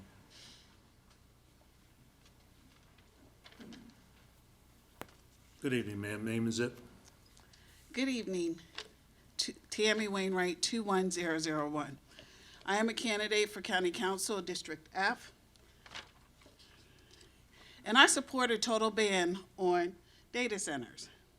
I want to remind the County Council that I have stood here before, fighting for stronger warehouse legislation, and now I'm back because of the same governance failures. Harford County should have anticipated what industrial developers intended, studied the likely impacts, and put clear rules in place before these projects got this far. Smart governance means anticipating and planning ahead, not waiting until the pressure is already here. Data centers are not ordinary commercial uses. They can place major demands on land, water, energy, stormwater systems, and surrounding infrastructures.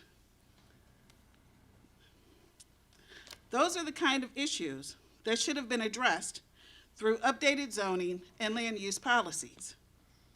Instead, once again, the county is reacting to a crisis of its own making. Harford County cannot keep governing in crisis mode, moving only when residents are already threatened, and emergency action is the last option left. The public deserves a government that sees what is coming and acts before the damage is done. If the council does not plan before the crisis, then the crisis will plan for you. As in the proposed data center on APG that could possibly be running on nuclear power. Does the county council have an answer for that? Thank you. Thank you, ma'am. Brianna Coleman, followed by Paula Edding, Rich Rivera, and Carol McCarthy.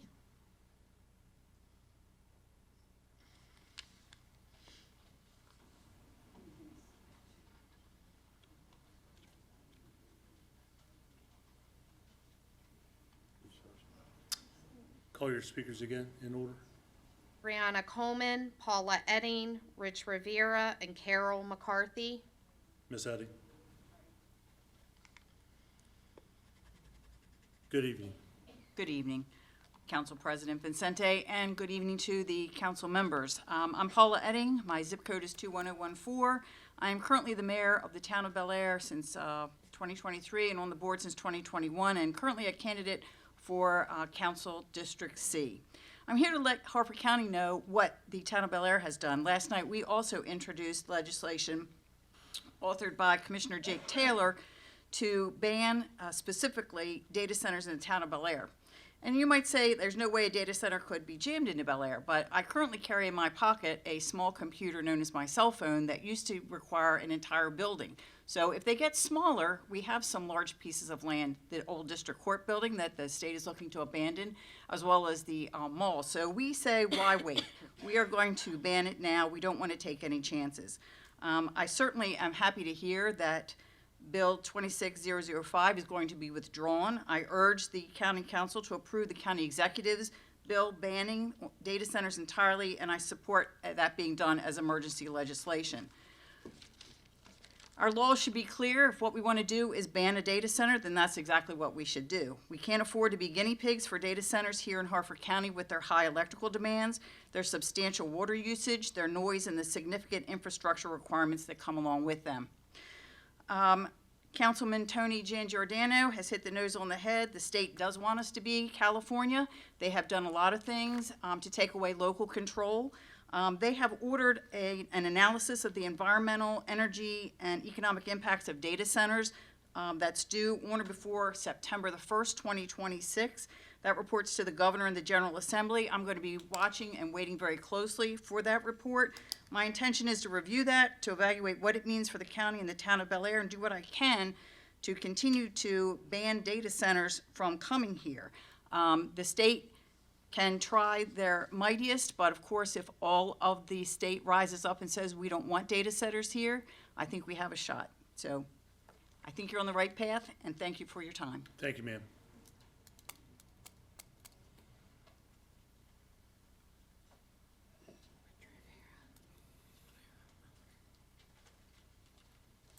Good evening, sir. Name and zip. Good evening, council members. My name is Richard Rivera. The zip code's 21015. I just want to start out by saying that I'm against the data center in Joppa, like many of the residents here. However, I am not against an all-out ban. I don't think it prudent that we take that step at this time. We're going to box ourselves out of potential economic impacts, and I want to put another different little spin on this thing, right? These data centers, most of them are designed now with a power plant behind the gate. Why don't we make a regulation or something that says the power plant has to feed back in to the local electric supply to reduce the rate for the members? Electricity bills is a common complaint among the members of this county. Maybe that's a way we can give something back to everybody in exchange for having a data center maybe somewhere out in the northern part of the county somewhere where it won't bother quite as many people.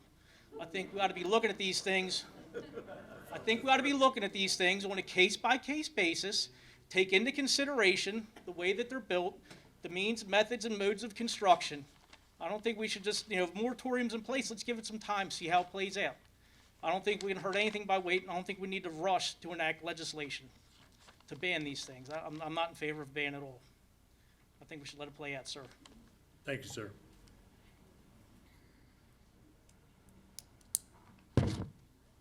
Carol McCarthy, followed by Todd Eckley and Sean Maloney. Good evening, ma'am. Name and zip. Carol McCarthy, 21085. Good evening. My name is Carol McCarthy, and as some of you may know, I have been the general manager at Mountain Branch for almost 25 years. I know the property, I know our neighbors, I also know Bill and Gus Vasilakopoulos. I will make one correction because there's been a lot of misinformation this evening, but Bill Vasilakopoulos most certainly does live in Harford County. In fact, he lives on the property, so he actually has a home on the property, so he does not live in White Marsh. So I just thought I'd point that out. I'm standing beside them tonight because I believe in what the project means for our community. You've heard a lot of fears tonight, and I'm here to present the simple facts. We are proposing a community benefits agreement. This is not a list of promises. It is a legally binding contract that runs with the land. It's permanent. No site development can happen until this is recorded in the land records of Harford County. Here's exactly what we're legally committing to, and I will repeat legally. Number one, local jobs. And I'm going to cut the details back, obviously, because we now have 2 minutes. Number two, land preservation. I will elaborate on that one. A 5-to-1 preservation ratio for every acre that is developed. Permanently preserve 5 acres, totaling roughly 1,400 acres of farmland and open space. Number 3, education. Fully funding partnerships with Harford Community College, K-12 literacy programs, and local high school trade apprenticeships. Number 4, first responder support. Number 5, taxpayer protection, personally covering the cost of the road, intersection, stormwater improvements, 0 cost to the taxpayer. Number 6, community guarantees. I didn't interrupt anybody else. A binding property. You're done. 2 minutes. Excuse me. I'm trying to manage this as best I can. I know. If we have one more outburst, I'm going to clear the chamber. We'll come in one at a time and speak, if that's what you want me to do. All I'm asking you is to be respectful for the person speaking, the same way you would want them to be respectful to you. Go ahead, ma'am. Thank you. Excuse me. Her time is up because you interrupted her. Go ahead, ma'am. And if you want to argue with me, please don't. Number 6, I'll be brief. Community guarantees, a binding property value protection program, public environmental monitoring, and an annual community investment fund for the county to spend, schools, parks, and public safety. Bill and Gus are offering a legally binding framework to elevate this county. Go ahead and bring your comments to a close. I would just say, please don't ban an opportunity that delivers this much. Thank you, ma'am. Loosely look Thank at the you. facts. Thank you.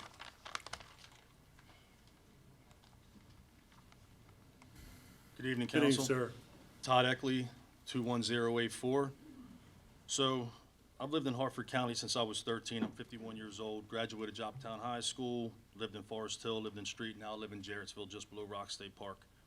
So I've been a commercial and industrial pipe fitter since I was 19. I've only had the opportunity to work in Harford County 4 times. So typically tradesmen and women that live in Harford County travel south to Baltimore or DC or further. With more young people choosing the trades over college, I think it's crucial for our young men and women to have jobs closer to home. A first-year apprentice does not make the money that a seasoned journeyman does, and with the rising cost of everything, a first year can be tough. So secondly, I would ask everyone in the room to do their research. Data centers are not the noisy polluters that you think they are. For example, these are closed-loop systems, use food-grade glycol, not too much different than the beet juice in the back tires of your Kubota or your John Deere tractor. Last, I've watched Harford County grow in population extremely over the past 5 years. I would rather have a data center behind my property than another 1,000 or 2,000 townhomes or apartments. Thank you. Thank Please you, vote sir. against it.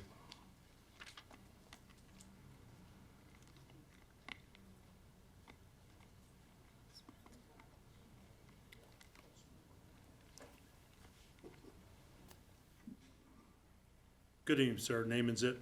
Sean Maloney, currently 21085, and I'm in the process of building a house in Falston, right near the area.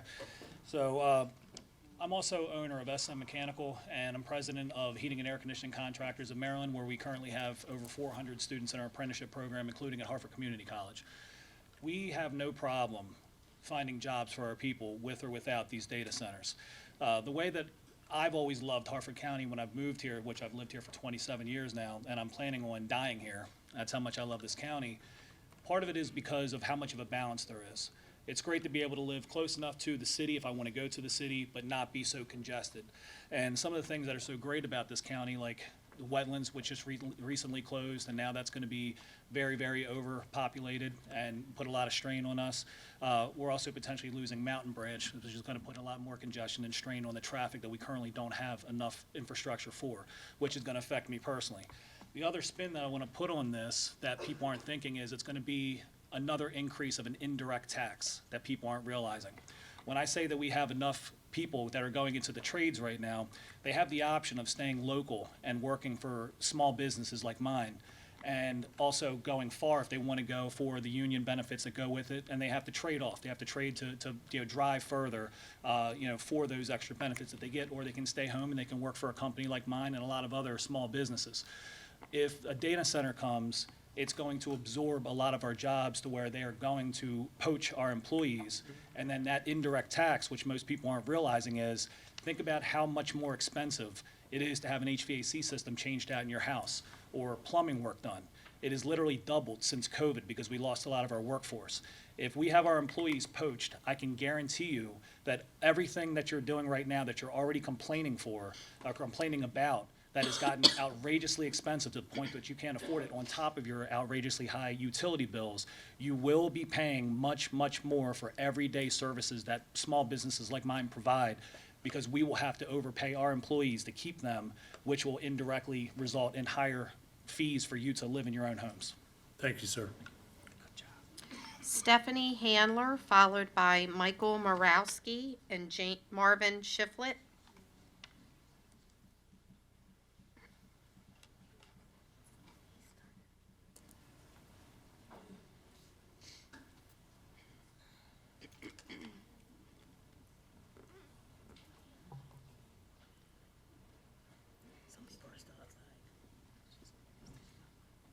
Stephanie Handler. Hi, that's me. Good evening, ma'am. Name and zip. Yeah, Stephanie Handler, 21050. I'm glad that it sounds like we're in concurrence so far with the data center. I am an engineer who is finalizing my education this year for systems engineering. AI, of course, is a hot topic in the field where I work in my academic studies. One thing I've learned repeatedly in my studies throughout my training is the same thing that Anthropic CEO Dario Amodei stated in 2025. We have no idea how AI works. Which leads me to ask, why should we ever consider building a fortress for this invader with potential capabilities which we do not yet fully comprehend? Virginia Joint Legislative Audit and Review Commission in 2024 did a study that found while the data center industry is estimated to create tens of thousands of jobs, they were mostly temporary, and a typical 250,000 square foot center may approximately have 50 full-time workers. One job per 5,000 square feet. Half are contract workers.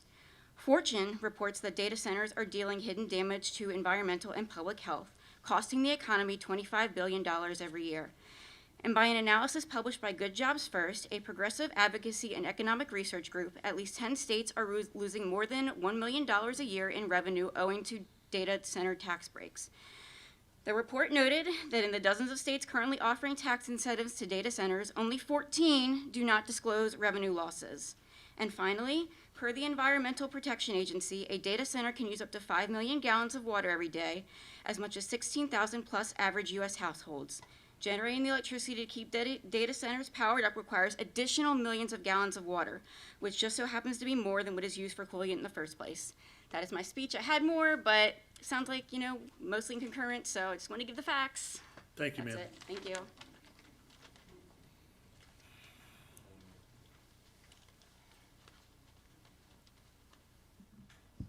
Good evening, sir. Name Good and evening. zip. Oh, sorry. Good evening. My name is Michael Morowski. I live in the area code of 21009. I'm glad that we got this opportunity tonight because this is one of the few times I think both people, no matter which way they go, this is something we all agree on. There has been nothing in the past 10 years that the majority of whatever politics you follow where they actually believe in the same thing. I grew up here. I've been here from 35 of my 40 years. I live real close to Singer Road. I can tell you I used to go down to the Singer Park, play baseball in that field, play basketball in that court. I used to go to Jerusalem Mill. I can't imagine seeing that blacksmith doing his presentation and hearing a low electric hum. Nothing else would take you out of that environment quicker than, or the 1700 environment quicker than a sound of electricity crackling. Not only that, but this could be a harbinger of things to come. If we give in to these new industrial tech buildings, what's going to be next for us? Most of the people already commented on the fact that it's a resource vampire. It doesn't really benefit the people who will be affected. You're talking about the areas of Abingdon, Joppa, Falston, Edgewood, and Kingsville. Those surrounding areas hold their peace and quiet very near and dear. So anything that's going to compromise that, I am strongly against. Now, I mean, some of the people had points on why not an outright ban would be a good thing, but we definitely need to discuss in a more long term about the benefits and the the negatives and the positives of a building project such as this. Not only that, but it was already mentioned that that's a mountain road. That's a one-lane road. That's going in and out. It is not going to help alleviate traffic. It's going to make it worse day and night with nothing but loud noise. Again, I can't imagine watching a ball game at Singer Park and just seeing this big, ugly building right across the street from kids playing ball. So, in summation, a shiny new toy for our soul is not the way Please to bring go. your comments to a close, sir. Yeah, thank you. Thank you.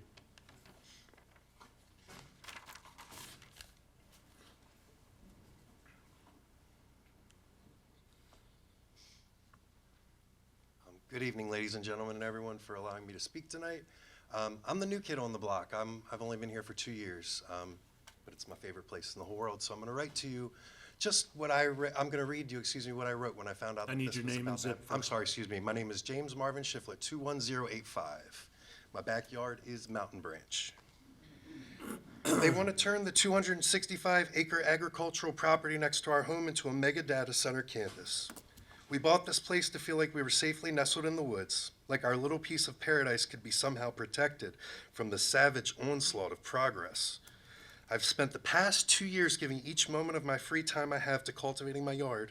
From my compost pile to my milkweed plants, I've dedicated this half-acre property to Earth, and I've sworn to use this place to protect her. How naive I must have seemed to believe that my half-acre sanctuary could somehow balance the indifference of greed. Today, my eyes were violently thrust open to how little regard the capitalists have for beauty and for nature. Today, I found myself on the literal front lines of a fight I was not even aware existed. It all started when my neighbor asked if I wanted a no datter signs and Harford County sign to put in my yard. And to be honest, I thought the signs were kind of tacky, and they would make my flower beds look crappy. I figured I'd put them near the edge somewhere. But at the time, I just figured a data center would be terrible anywhere, but I didn't know that it would be in my backyard.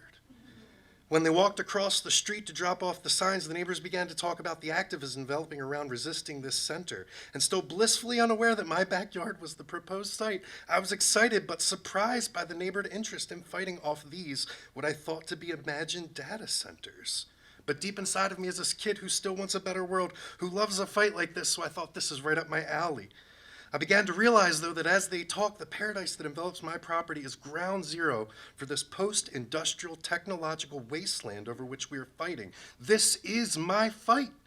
It's a golf course now. To be certain, golf courses aren't friends of conservation, but a 265-acre golf course covered in creeks, trees, and grass is far more environmentally friendly than an equally sized data campus. I am astounded that this is where I find myself in life. That my backyard is surrounded by a forest buffer before becoming a golf course is some fancy stuff my Dundalk-born and braised self never imagined possible. James, I hate to stop you, I'm but sorry. I I will will not tell you- conclude, but except to say that this is my heaven. My wife is a teacher, and I'm a teacher, and this is the most James, I have beautiful to place. stop you, I but can- what I would like you to do Yes, sir. is send your comments to Ms. Dixon. I If you certainly have them to where you can send them, I certainly send them to will. her. I Thank you, sir. certainly will.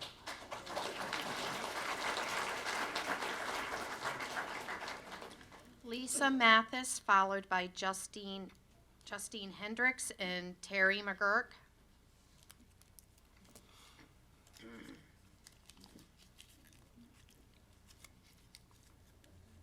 Good evening, ma'am. Name and Hi. zip.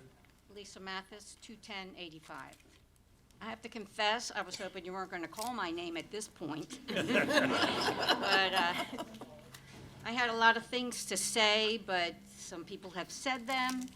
I would like to comment that there is no doubt that there is going to be pollution from the data center. You can't argue that in any pretty kind of way.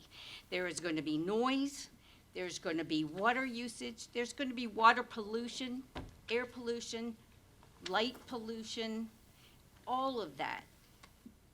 I saw the website for the Mountain Branch Data Campus. It's a very pretty little website. He writes a pretty little story, but leaves out a lot of details. It says they're not going to use any public water or sewer. Does that mean you're going to use a well? I live across the street. I can throw an egg from my mailbox onto Mountain Branch. You can't tell me that the amount of water they need isn't going to affect me.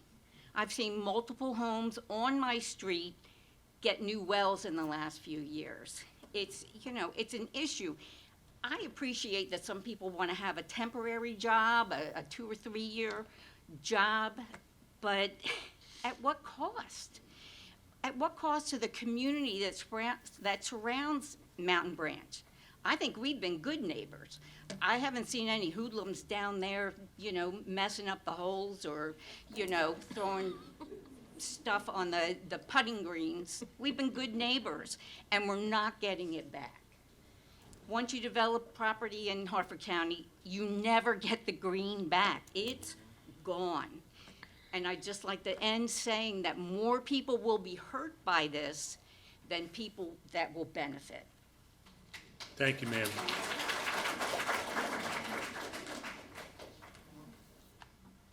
Good evening, ma'am. Name and Hi. zip. Justine Hendricks, 21078. I am in support of the moratorium bill, but I don't think that it goes far enough. And so I'm also in support of the full ban with the amendments to make it take effect as soon as possible. To echo what a lot of other people said, we don't need a data center in Harford County. The state of Maryland is 95% in a drought right now, so it would be irresponsible to approve any kind of construction or building that would significantly use these resources. I empathize with the people who have to drive to work. I drive to Delaware for work, but Delaware also just shut down a data center project on the basis of environmental grounds. So the idea that we would be left behind by other communities does not make sense, because other communities are fighting them as well. A recent study showed that 71% of Americans do not support data centers. So I think we are also possibly on the cutting edge here by pushing back. We have the benefit of seeing what has happened in other communities where these data centers were built. There have been health effects, there have been effects to resources like water and energy and air pollution. And so we have the opportunity now to not go down that road. So that's why I support the moratorium and I support the full ban. Thank you. Thank you.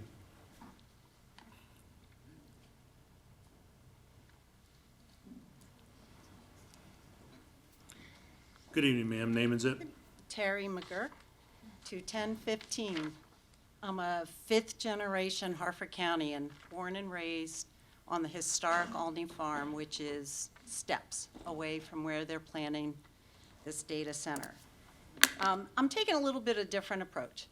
We've all talked about how it's affecting the areas around us. We've talked about the pollution. We've talked about all of that. And I absolutely agree with it. I want to quote somebody who kind of is known to be a little smart. And if I can say all the big words he wrote correctly, I'll be very happy. This is a quote from Einstein. I believe the abominable deterioration of ethical standards stems primarily from the mechanization and the depersonalization of our lives, a disastrous byproduct of science and technology. We as humans tend to go headfirst into things without really looking at the consequences. Just a couple simple examples of that just in our society in the past few years. Giving everybody a cell phone, smartphone. Screen time, that's good. Think of what it'll do for our kids. Let's throw the screen time in all the schools. Now research is showing that our kids are highly distractible. They have poor cognitive functioning. Their test scores have decreased. Their memory skills have decreased. Their language skills have decreased. What are we doing? We need to put human health above everything else. Data centers are not worth it. Healthy humans need clean air. We need water, not just clean water. Green spaces to be able to look out, green spaces to be able to look out into the skies and see the stars, to listen to the spring peepers, to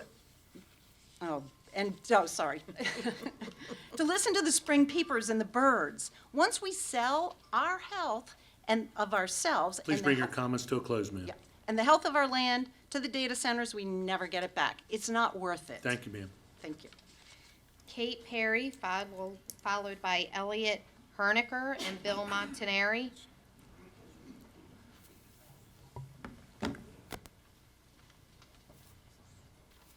Good evening, name zip? Good evening, Kate Perry, 21085, and that was my sister who just spoke. We both grew up on Olney Farm along with a couple of my cousins here as well. So there are over 60 legacy farms that have been continuously operated by the same families for over 100 years. These farms are what Harford County was built upon, these 60 farms. My grandmother grew up on Olney Farm.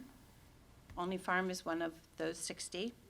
My grandmother grew up there, my father grew up there, I grew up there, and now my 4 children are growing up here. This farm is not just where we live, it's where the generations learned what hard work means, where children ran through fields, where family roots were planted deep. We're not alone. This is true of our neighbors too. These are not just properties on a map. These are homes, protected farmland, historic places, and the heart of a community that has been carefully preserved for generations. This is why people choose Harford County, right? They choose it because it's pretty, there's farmland, it's beautiful. Not because construction jobs are close. My husband works in construction, and he drives to work. He didn't choose to live here, or he doesn't want to stay here because jobs are close. He likes it because it's beautiful. Temporary jobs don't justify permanent damage. Our farm is protected under the agricultural land preservation for a reason. So we are under the land protection, which we will never develop. We can never develop that land. And we did it for a reason. But because once that land like this is lost, it's gone forever. History cannot be rebuilt, and peace simply cannot be restored. So I ask you, what happens when a massive industrial data center is placed beside homes, historic farms, and preserved land? The quiet is replaced by constant mechanical noise. Dark skies become artificial light. Open rural beauty becomes industrial infrastructure. And families who chose this life for peace, heritage, and preservation are forced to live beside something that it changes it forever. This is bigger than one farm, and it's bigger than one family. Thank you, ma'am. Thank you. Thank you. Hello, my name is Elliot Herniker. 21040 is my zip code. I'm running for state delegate in District 34A. Pretty much everyone has said the same thing that I was going to say tonight, but what I will say is this. About 4 weeks ago, I was contacted by the Our Land, Our Home, our Harford group. They sent me a video, pretty much a video in Sterling, Virginia, showing the humming noise coming from this data center. And then you had certain people saying, well, that can't be the case. There's no way. This is fake information. No, talk to the citizens. Talk to the people in Virginia. They will tell you that this does happen. You can't say it's fake, and you can't say I'm pro-data center, but then you're avoiding what the residents are caring about. This is the community. I'm so happy that everyone has came together. In posting that video, it received over 400,000 views, over 20,000 likes, over 3,000 comments, and that is a good resemblance that the community is in work, that we are all together on one issue. Now, what happens next? After the county council will approve this ban and they'll go forward with it, more than likely, it's going to fall on the state. And what we have to do next is the pressure you guys have given the council, give to your delegates, give to your state senators, and let them know loud and clearly you don't want this. They're trying to avoid it right now. They're trying not to talk about it in their campaign, make it like this ghost issue that's only a county council issue. No, this will end up being a state issue. Perryman residents, talk to the Johnsons. Everyone, talk to your local politicians. Let them know how you feel. Don't let this snoop over. We have put up a good fight, but keep it going. Thank you so much. Thank you. Bill Good evening, sir. Montanari. Someone say something? No. Bill Montanari, 21015. I totally support the county executive's legislation. Encourage you guys. Total ban. That's what we need. To make Pat smile, I just want to say ditto. You did a great job, Bill. Thank you very much. There really is a 5 to 6 mile radius where you can hear this noise, as if those of you who were here last week, you heard the lady was speaking, she had the noise on her phone. That was a good demonstration. There are a lot of frequency effects. Human beings are affected by frequency, and this noise is a frequency. And there are studies out there that show that certain frequencies can harm humans, certain frequencies can aid in health and recovery. So my question is, everybody will look at some of this research that's been going on. The frequency can be damaging to humans as well as wildlife, as well as nature in and of itself. So there's something that nobody's really brought up, so I'd throw it out there. The data centers are today's technology flavor du jour. So people have been talking about, oh, we got to get on board. It's right now, it's right here, it's what's going on. Let me tell you something, and I've seen it, I've lived long enough to know. There's always something else that comes along technologically that supplants what is currently popular right now with people in technology. Something else will come along, it'll be better, and it will supplant it. As for the labor union gentleman that was up here, I can only say one thing. It's a quote from my father. No one owes you a living. As for the state, we'll deal with them when we get to it. Let's lock this down, cap it off, end it. We'll deal with the state if the state even becomes a problem. Last week I mentioned that for all of you up there, and I've been a big student of history since the age of 12, and many times in life there can be a legacy moment, and this is that legacy moment, as I said before.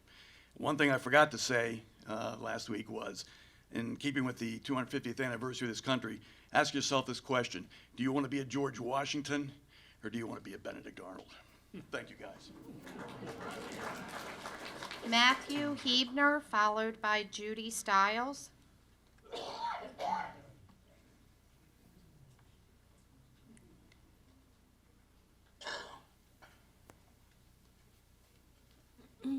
Call your speaker again.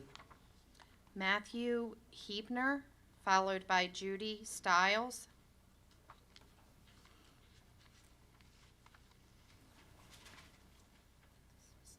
Good evening, ma'am. Name and zip. Judy Stiles, 21015. Location, location, location. I think that kind of sums up what we're all talking about here. There's a lot of reasons why today's society requires data centers all over the world, but there's different ways to do it. Finland, for example, has built them underground and used the extra heat to heat housing and other manufacturing and businesses that are located above. If you're built underground, we don't see it. We mostly don't hear it. It is somewhere between 50 and 60 degrees underground. You don't have to cool it so much. And it is exempt from a lot of security risks. Storms, drones, whatever, underground. That needs to be considered. It's being done. Parts in this country, they're building them in old mines, also underground. Let's consider that. This is not something that has to be decided for Mountain Branch, where I am within earshot, or not. It needs to be considered thoroughly, developed, and we need the community planning, the urban planning. I'm also live very close to Harford Glen. I can walk to Harford Glen from my front door. This is a park owned by the school district where 5th graders do field trips, and it is within earshot of this. I personally monitor bluebird houses in there. It is an environmental gem. To think of all of our students taking field trips to Harford Glen, where the teachers are speaking over the hum of a data center that are disrupting the wildlife, is a big no for me. Thank you. Thank you, ma'am. There are no more speakers, Mr. President.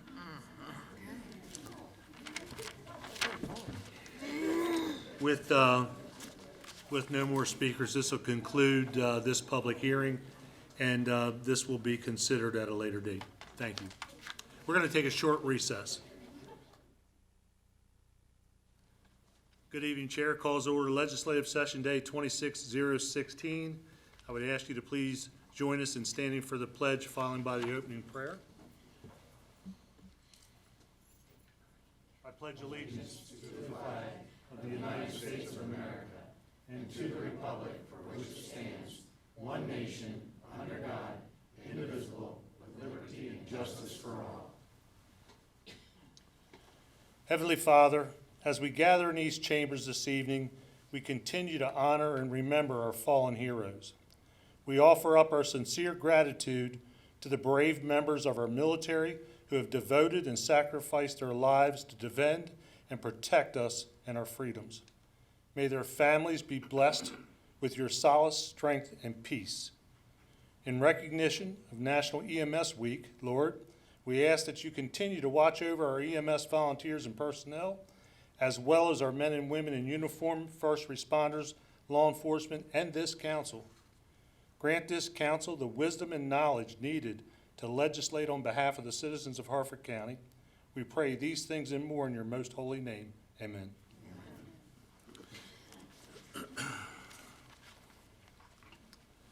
Council, if I may, I'd like to recognize Bang Tang Miller in the audience this evening. If you would please come forward, please. We know, you can come stand if we can give her a mic. We missed the opportunity last week to have you with us, and we want to congratulate you on your appointment for the school board. And I know that we had talked about you possibly saying a few words, so if you'll spin around. Good evening. I would just like to take a few minutes to say it couldn't be at a better time with America 250. It's a testament to this great country that I'm standing here and seated as a school board member. As a young child that came here in 1975, didn't speak the language, didn't have anything except for the clothes on our backs, and that I could become a teacher through our public education system, and a 51-year resident of Edgewood, and on to have a 26-year career with Harford County Public Schools. So I chose to shine again with Harford County Public Schools in this capacity. But in order for this to happen, I would like to take a few moments to acknowledge how this came to be. So first order is for Councilman Robert, who gave me the nudge to apply, and then to County Executive Castley for the nomination, and of course for this council for Councilman Tony G., if I may say that, for the nomination, and of course Council President Vincenti for his support, the second by Councilman Riley, and the votes from each of the board members, the council members here. So I thank you for that. I'm grateful, and I took an oath to serve the citizens of the county and take my oath seriously. So I thank you for that. So, yes, go ahead. That's a good move.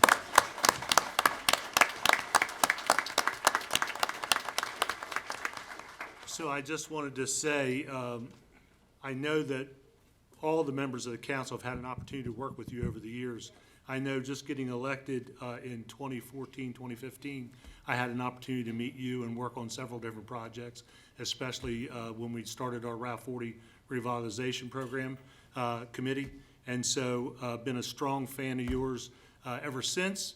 You're a doer, there's no question about that. The Charlie Riley Foundation talks about doers, and you are absolutely a doer, you and your family. So, Mr. Giangiordano. So I've been working with Bang for the last year intensely on the Spring Nationals that was just held down at Flying Point Park Marina. And we had a great event. She's a great organizer. When I heard that she was running and I saw Councilwoman Roberts' comments, Councilman Bennett's comments, you know, about the school board, and that I knew you found out all your history about that. So glad that we have you on there, and it's been a pleasure working with you, and we look for greater things for next year's Spring Nationals. If you haven't seen the hydroplane boat races, you know, prepare next year. They were phenomenal. The boats were going 175 miles an hour, and it's a place to go see them. We don't have to go to Florida. Thank you. Ms. Robert. Yes, I've been working with Bangdom a lot in our community, and she does a lot for our community, and she's very active. And knowing her background as an educator, principal, and what she has done for kids, oh, it's not on. What she's done for kids, you know, when she said, well, I'm thinking about this, and I was like, well, go for it.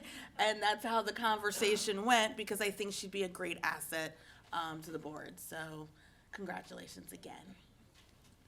Ms. Imhoff. I just want to thank you so much for stepping up. Oh, hold on. I just want to thank you so much for stepping up.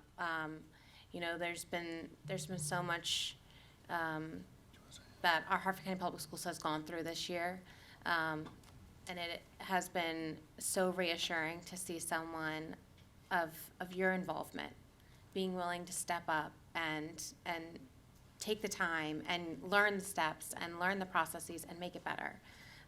As a parent, I feel so much more confident knowing that you are on our Board of Education now. So thank you.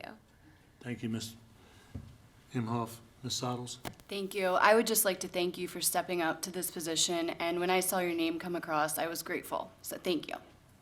Mr. Bennett? Yep, echo everyone else's remarks, and I think it's a testament to the role we as a council play in the approval process, because if we had not been selective in who we approved, we could have never ended up with you. And I think it's fair to say you're the most qualified person that has come across this dais for approval. And I also want to make sure you saw, because there were many, many, many people celebrating you in the comments of your approval, but I saw one of them was a former educator from the school you went to as a child. And I thought, how special is that somebody who taught you is now seeing you sit on the Board of Education. So again, thank you for taking on this job. It's a very difficult board. It's a demanding board, lots of meetings.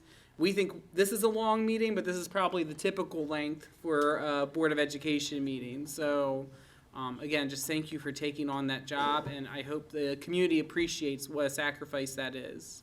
Thank you so much, and I'm committed to making decisions that's best for kids. And I've already said that to the board, have 2 days of hard work already, saying, you know, some adults are gonna be happy, some are not gonna be happy, but in the end, it's about the kids in front of me, and that's my commitment. So, Mr. Riley? thank you. Mr. Riley? I wanted to congratulate you, just give you a tip. You might want to stay out of New Orleans. Too busy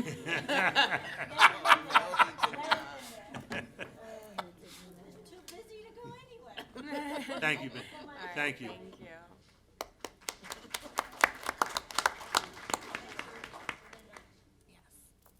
Agenda number 4, presentation of proclamations. We have none this evening. 5, consideration of petitions, applications, appointments, and nominations, executive appointment, Building Code Board of Appeals. Mr. Giangiordano. Council President, I move to approve the appointment of Paul Abbott. Thank you. May I have a second? Second. Thank you, Mr. Riley. It's moved and seconded to approve the appointment of Mr. Abbott. Is there any discussion? Ms. Dixon? Mr. President? Aye. Mrs. Robert? Aye. Mrs. Imhoff? Aye. Mr. Giangiordano? Aye. Mr. Riley? Aye. Mrs. Bosaddles? Aye. Mr. Bennett? Aye. There being 7 votes in the affirmative, 0 in the negative, the appointment is hereby approved. 6, special presentations, we have none. 7, approval of minutes. Fiscal year 27, budget public hearing, May 7th, 2026.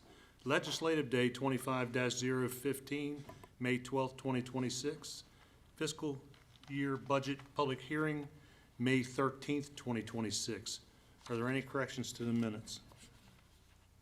There being no corrections, the minutes stand approved. 8, introduction and consideration of resolutions, we have none. 9, introduction of bills, we have none. 10, introduction and consideration of amendments. Mr. Bennett, please read in amendments 1 through 3 to Bill 26-011. Amendments 1, 2, and 3 to Bill 26-011 zoning data centers, introduced by Councilmember Bennett, Council President Vincenti, Council Members Robert, Giangiordano, Imhoff, Boyle, Sottles, and Riley. Amendment number 1, on the title page in the first line after "and," insert "emergency." Amendment number 2, on page 1, strike in their entirety the lines beginning with line 16 through 17, inclusive, and substitute the following.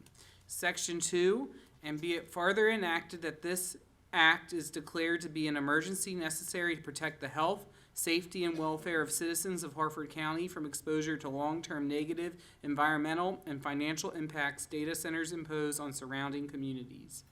Amendment number 3, on page 1, after line 17, insert the following. Section 3, and be it farther enacted that as an emergency act, this act shall take effect on the day it becomes law. Due to the nature of these amendments, council is going to consider them this evening. Amendments to Bill 26011 zoning data centers. May I have a motion?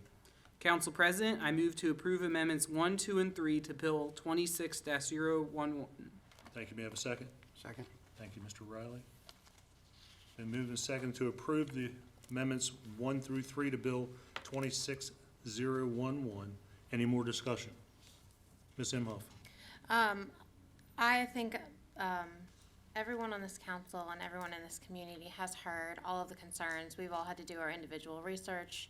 And the reality is as I've shared with many of you, this problem did not start here and the solution cannot end here.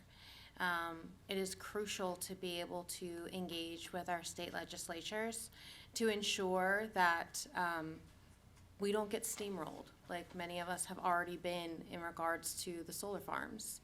I'm a big believer in small government, which means communities should be able to decide what's best for them. And that's exactly what we're hoping to do with this legislation. But as I shared, I think it's super important for us to get involved with lobbyists and talk in Annapolis. I've already been in communication with the People's Council because rights are being infringed upon. And so at this point, we need to make sure that we don't lose steam, but refocus that energy and make sure that our land stays our land. Thank you. Thank you, Ms. Imhoff. Anyone else? Mr. Bennett? I just want to thank Ms. Alegi again. So much of what we do as a council only functions because of the staff who are in the building 5 days a week and answering our phone calls in the evenings and on the weekends. I don't think the public or even sometimes us as a council appreciate just the tremendous amount of research and dedication that the role of council attorney takes on and our legislative drafter to make sure we don't mess things up. Because, we could do our best, but if we don't have sound legal guidance, we mess something up and things go wrong. So again, I just want to thank Ms. Alegi, her team, and the entire team who work in this building 5 days a week, because without them, this work would be impossible. I couldn't agree more. Anyone else? Ms. Dixon? Mr. President? Aye. Mrs. Robert? Aye. Mrs. Imhoff? Aye. Mr. Jan Giordano? Aye. Mr. Riley? Aye. Mrs. Will Saddles? Aye. Mr. Bennett? Aye. With 7 votes in the affirmative, 0 in the negative, amendments 1 through 3 to Bill 26011 are hereby approved. Mr. Jan Giordano, please read amendments to Bill 2606 into the record.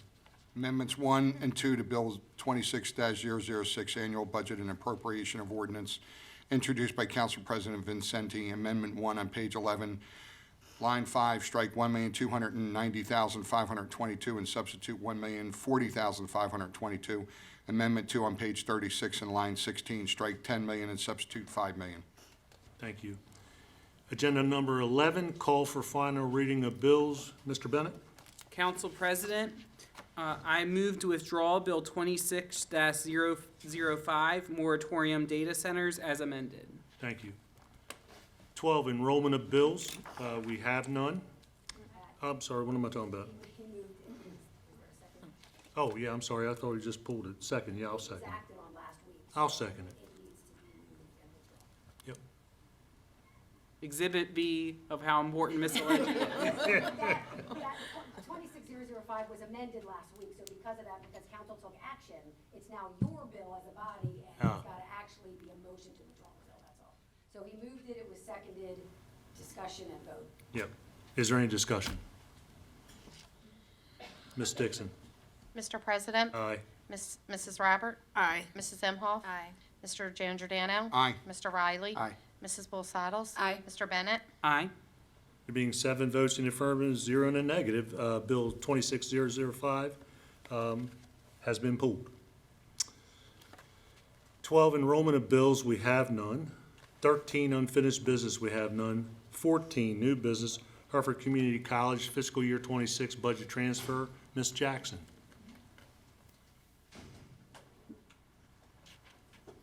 Thank you for taking my calls yesterday, and appreciate the information. You are very welcome. What you have in front of you this evening is just a standard budget transfer request. We are required annually to have our operating budget approved by this council.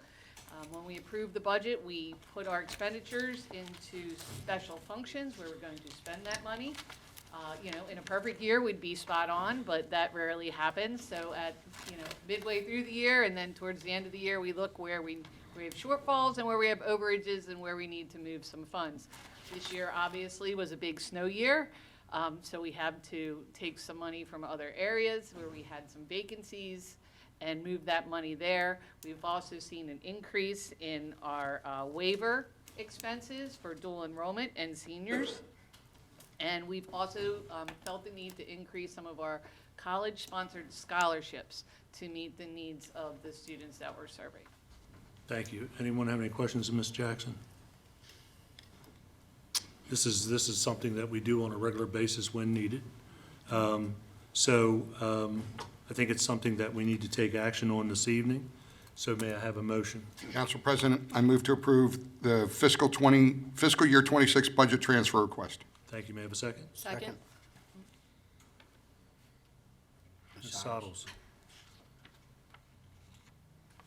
It's been moved and seconded to approve the budget transfer. Is there any other discussion? Ms. Dixon. Mr. President? Aye. Mrs. Robert? Aye. Mrs. Imhoff? Aye. Mr. Giangiordano? Aye. Mr. Riley? Aye. Mrs. Bolsados? Aye. Mr. Bennett? Aye. Being 7 votes in the affirmative, 0 in the negative, the fiscal year 26 budget transfer is hereby approved. Thank you, Ms. Jackson. Thank you. 2026 summer session. The last legislative session for council will be on June 16th, 2026. We have no meetings in July or August, and council will reconvene on Tuesday, September 1st, 2026, if the council so chooses. So may I have a motion? Council President, I move to approve the 2026 legislative session day summer session. Thank you. May I have a second? Second. Thank you, Mr. Riley. It's been moved and seconded to approve the summer session. Is there any discussion? Mr. Bennett. I just want to say, especially now this will be my 4th summer on the council, how crucial this summer recess is for all of us. It's not a break, but it's time for us to research. It's time for us to meet with community members. It's time for us to catch up on the ever-moving treadmill that is county council and prepare for the fall so that we are able to not just be reactive to the moment, but be proactive with legislation and action that we want to carry out through the fall and into the rest of the year. Thank you, Mr. Bennett. And I think we've said this before, but the office really does not stop. The office is open every day. Council members, their aides, or staff are in place, taking calls, responding to any type issues. So the only thing, we're not here sitting on a dais, but we're working every day. Ms. Dixon. Mr. President? Aye. Mrs. Robert? Aye. Mrs. Imhoff? Aye. Mr. Giangiordano? Aye. Mr. Riley? Aye. Mrs. Bolsados? Aye. Mr. Bennett? Aye. There being 7 votes in the affirmative, 0 in the negative, the council 2026 summer session schedule is hereby approved. Fiscal year 27 Citizen Budget Advisory Board, Mr. Parrish.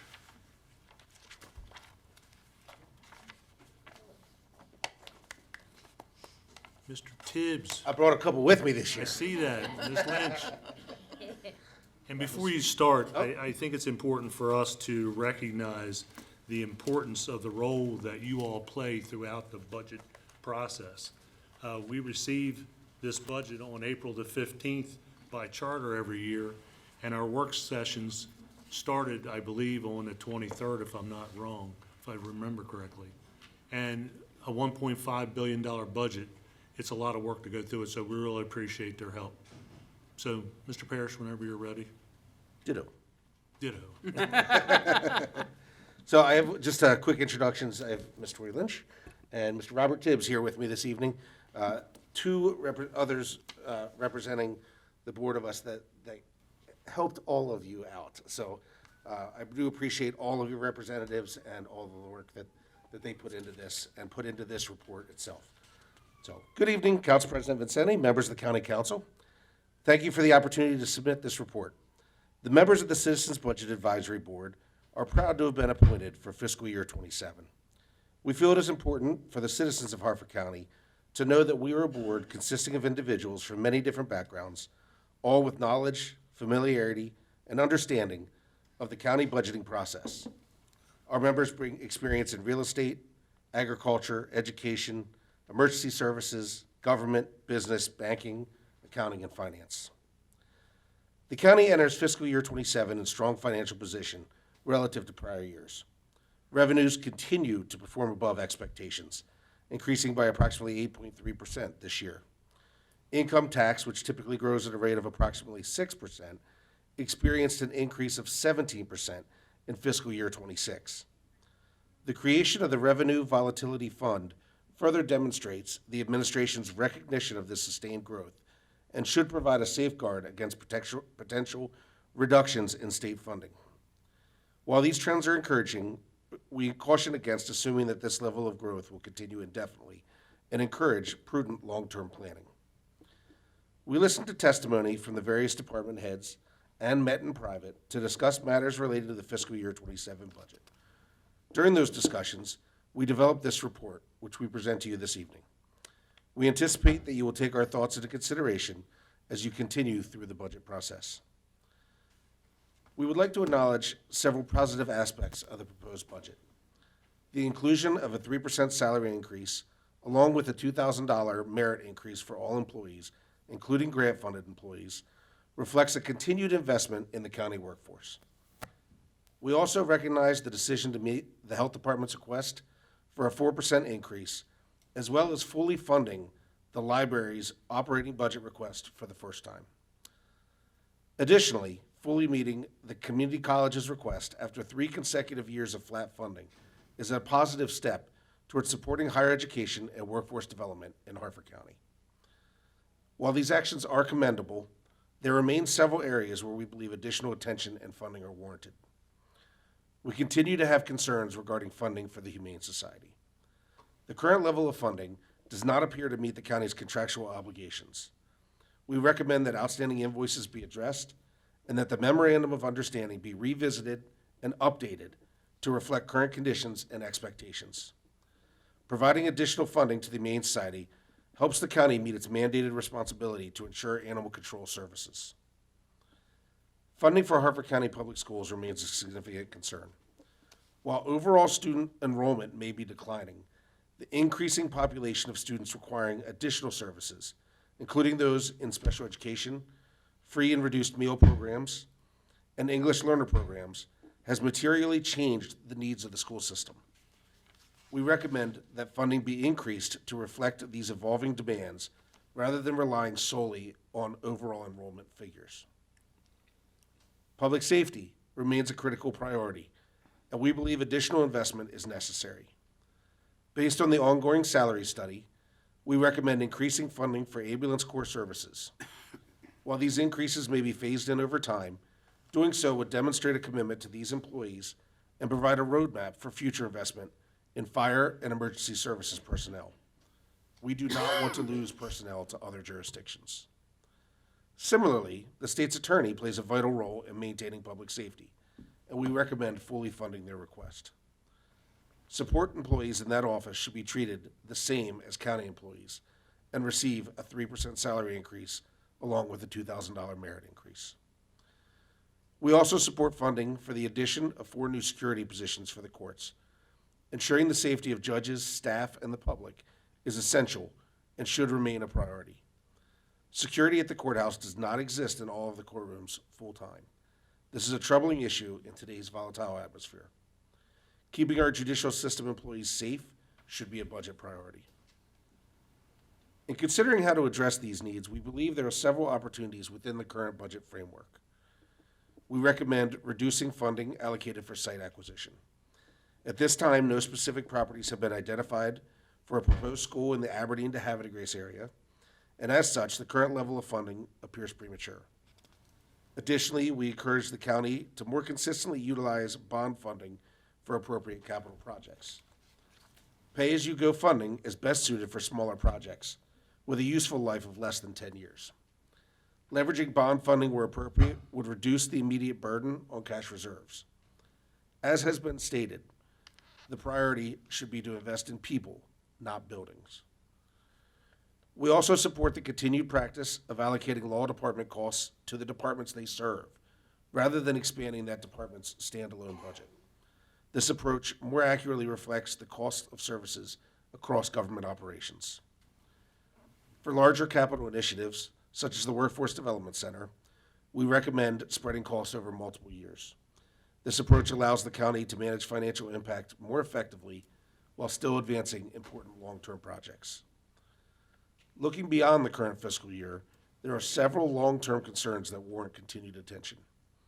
Retention of employees, particularly in public safety roles, remains an ongoing challenge. Additionally, the capital costs associated with aging school infrastructure will require significant investment in the coming years. The potential future transition of volunteer fire departments to more career-based staffing models is another issue that will have both operational and financial implications. In closing, we appreciate the opportunity to serve the citizens of Harford County in this capacity. We thank you, the members of the council, for your continued engagement in this process and for allowing us to provide input on the fiscal year 27 budget. We remain available to answer any questions you may have as you move forward with deliberations and final decisions. Thank you. Thanks. Ms. Lynch, you got anything to add? Mr. Tibbs? No, I don't. I think he did a very good job of writing and including all of our thoughts and ideas that we actually had when we heard the budget presentations. And there were some of the, in the budgets that were presented that, yes, they needed some more money, but yet they said they could get along. And I think this is something that we have to look forward to as we have a smaller government that costs less and does more. Thank you, Mr. Tibbs. Council, anyone with any questions? All right, well, very good. Thank you for your presentation, your report, and as I said earlier, thank you for your time and commitment to this council as well as the county as a whole. Thank you. Thank you. Thank you. 15, comments and input from attending citizens. Ms. Dixon, we have everyone signed up? We do, Mr. President. We have 6 this evening, or actually 5 this evening. Call your first speaker. Barbara Kramer, followed by Diana Sadowski.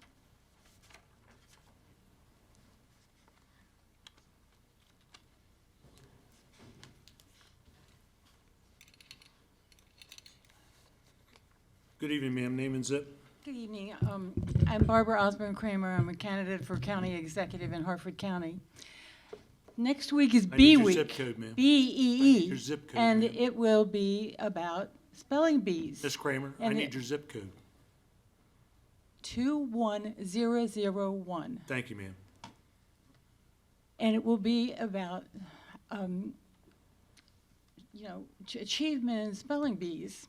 Well, a big spelling bee word is euphemism. In fact, somebody who ultimately won the National Spelling Bee in 2013 advanced a crucial round by spelling euphemism correctly. E-U-P-H-E-M-I-S-M. It seems that the council president believes in governing by euphemism. He calls things by pleasant words that are misleading, that don't really convey the facts. For example, a couple of weeks ago, when he had to report that Judge Emery Plitt was not able to be the fill-in hearing examiner, he said because of his health. That is not why. The reason he can't sit on any bench is that he was removed from the bench for unethical conduct after he was retired, but he continued to sit as a senior judge.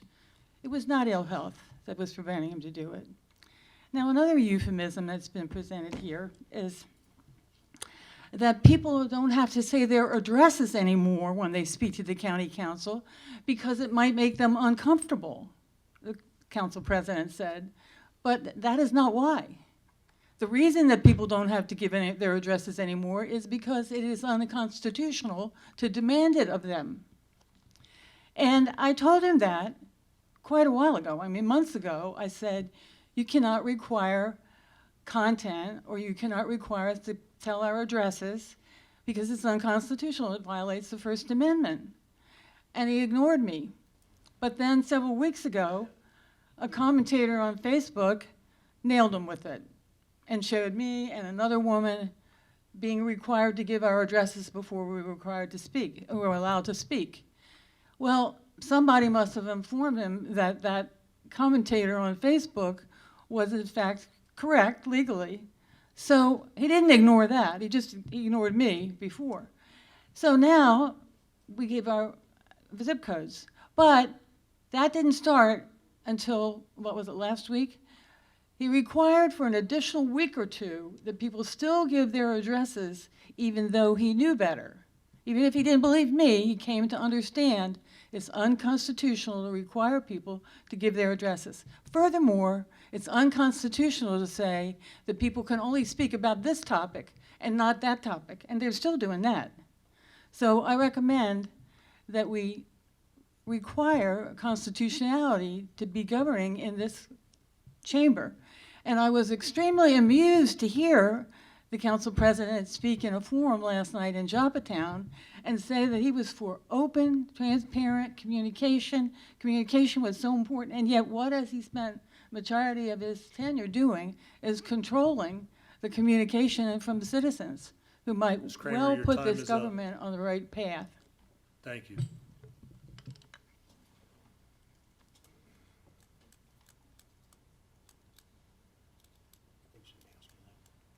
Call your next speaker. Diana Sadowski, followed by John Malamo, Sandy Magnus, and Brianna Coleman.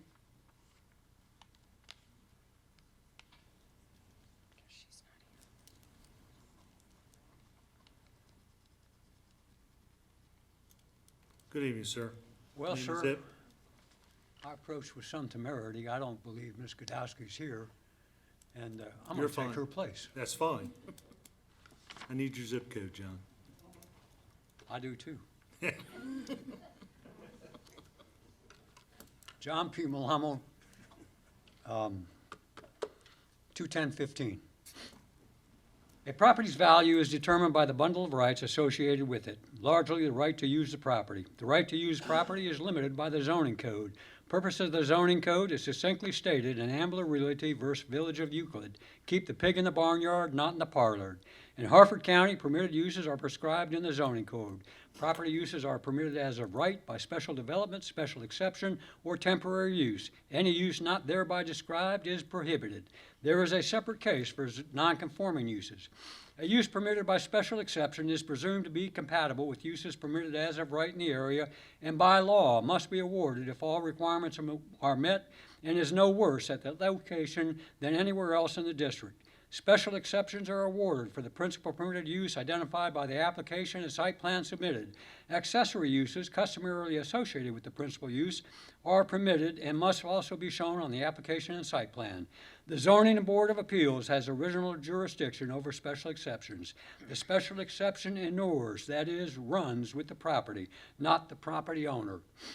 There may come a time when a property owner using a property as a permitted use by special exception decides to change the use of the property.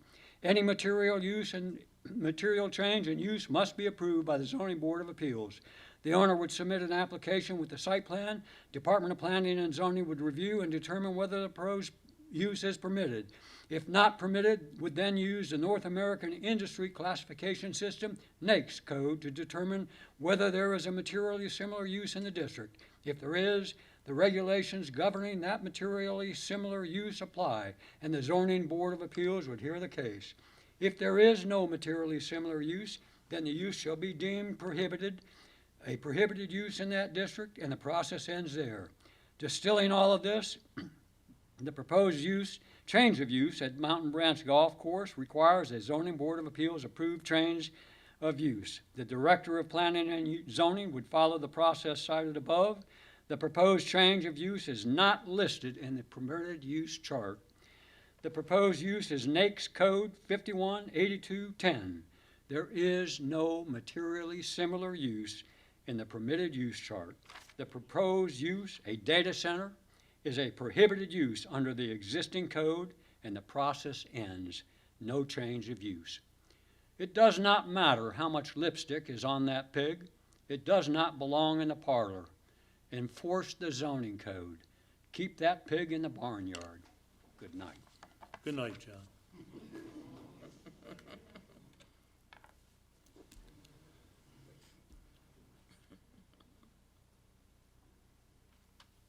Oh, my. Good evening, ma'am. Good evening, Name and zip. Sandy Magnus, 21015. Good evening, Council President and council members.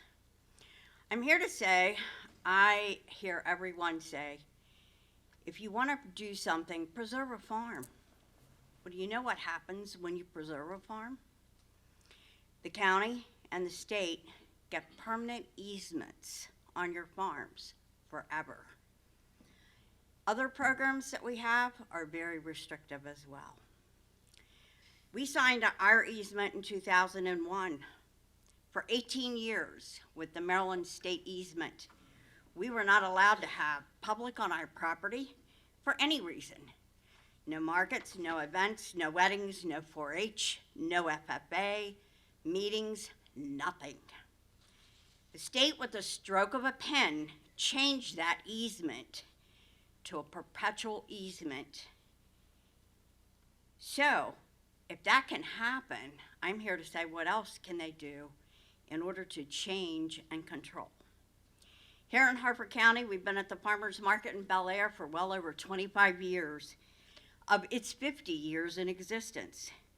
We applied while we were doing vegetables at the farm in Bel Air, and they said that they had enough vegetable farmers. When you get a new product, apply again. We did.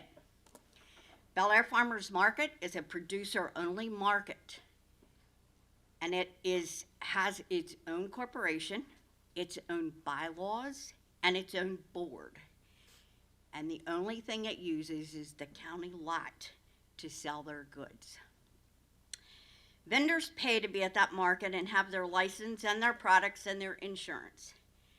And if you don't have those, you cannot come into that market. And for years, we have had 2 open spots for any of the nonprofit community organizations to come in and use. So now I ask, if the county has such a big hammer and your easement is with them, are they going to come in and control even more than they do now? Now, what is our recourse as our farmers? None. Look at what's happening in this country. I fear for the ag preserve farms and what we have given to the county and the state for a minute amount of money when you look at the longevity of a farm. I feel I have sold control of my farm, its future, and that is not what really we wanted to agree to. This is not political. It is serious with my deepest concern. If a farmer's market can be controlled, then I ask, what other control do you want to have? I'm asking for a level playing field, and that's what I expect from this county. Allow everyone the same structure. Some are approved for a little of this, yet others are approved for anything. Some are even selling products that maybe are not only theirs, Ms. and Magnus, they bring didn't your raise them. comments to a close. I have more, so I will give this to you guys. I Appreciate thank it. you, but we've had issues at the Bel Air Farmers Market, and the market may have to move after 50 years.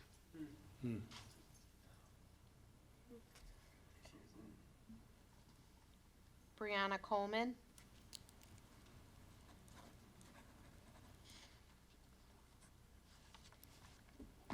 Good evening, ma'am. Name and zip. Good evening. It's nice to see you all again. Brianna Coleman, 21047.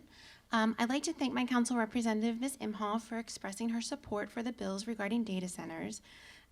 With that being said, I'm also here to set the record straight. In last week's council meeting, Ms. Imhoff used her time to thank the citizens for showing up, which I have no issue with. The issue I have, and I'm here to get on record, is District B has shown up for years. You said, quote, "Unfortunately, it normally doesn't have to get to a point where people are super concerned and upset and feeling not heard to show up. The people, Ms. Imhoff, your constituents, continue to express concerns for many issues facing our community. And there is not proactive action, as seen by legislation introduced for data centers by Councilman Bennett. And I'm shocked if I heard this correctly on my way here, but I heard the statement that the council learned of this last September. I emailed Ms. Imhoff last week twice. I'm really good at sending emails. Once to submit my support for the data center legislation, which she never responded to, and another asking if you were aware of the history of District B, which you did respond to, but you didn't answer the question. District B has filled these seats to get legislation to protect our community many times, and unfortunately, it's always citizen-driven. We've had to rely on other representatives or the county executive across the street to represent us. And here we are again with legislation for an issue in District B, the community you have represented for over a year, introduced by another official. District B needs a change, a voice for the people in our community, and that's why this election is so important. So let's be very clear. Once again, the people had to show up here because our council representative fell short on an issue you've known about for months. As always, thank you for listening. There are no more speakers, Mr. President. All right, business from council members. Mr. Giangiordano. Oh, lucky me. Thank you, Council President. So, Bike to Work was this past Friday. Great turnout, but it was kind of chilly that morning, but went well. Taste of Harford was this past Sunday. Lots of different vendors up at, I'm not sure if I say it right, Vegan Farm. So the library put that together. I think it's the third year. They did a great job, and I was full after not eating all day, and I got there about 2 o'clock, and I was full in 10 minutes. So Town of Bel Air, Mayor Paul Eddings in there, so they had a great derby. Third year, I think it was third year of the derby, fourth year of the derby. I think they had like 30-something cars. So it's grown each year. The crowd was amazing. So I think all the kids had a great time. I wish I could have done that when I was young. And then I split my time and went over to the Spring Nationals over at Flying Point Park and watched the powerboat races and watched some of the boats go 120 to 175 miles an hour. It was free to get in this year. They had great crowds. They had vendors. So that was pretty good. CAB meeting tomorrow, Forest Hill, Jarrettsville, Norrisville, Whiteford. It's going to be at Norrisville Volunteer Fire Company. Monday, May 25th, is the annual Memorial Day ceremony, be held at Shamrock Park from 10:30 a.m. until 12. I wish everybody a happy Memorial Day. And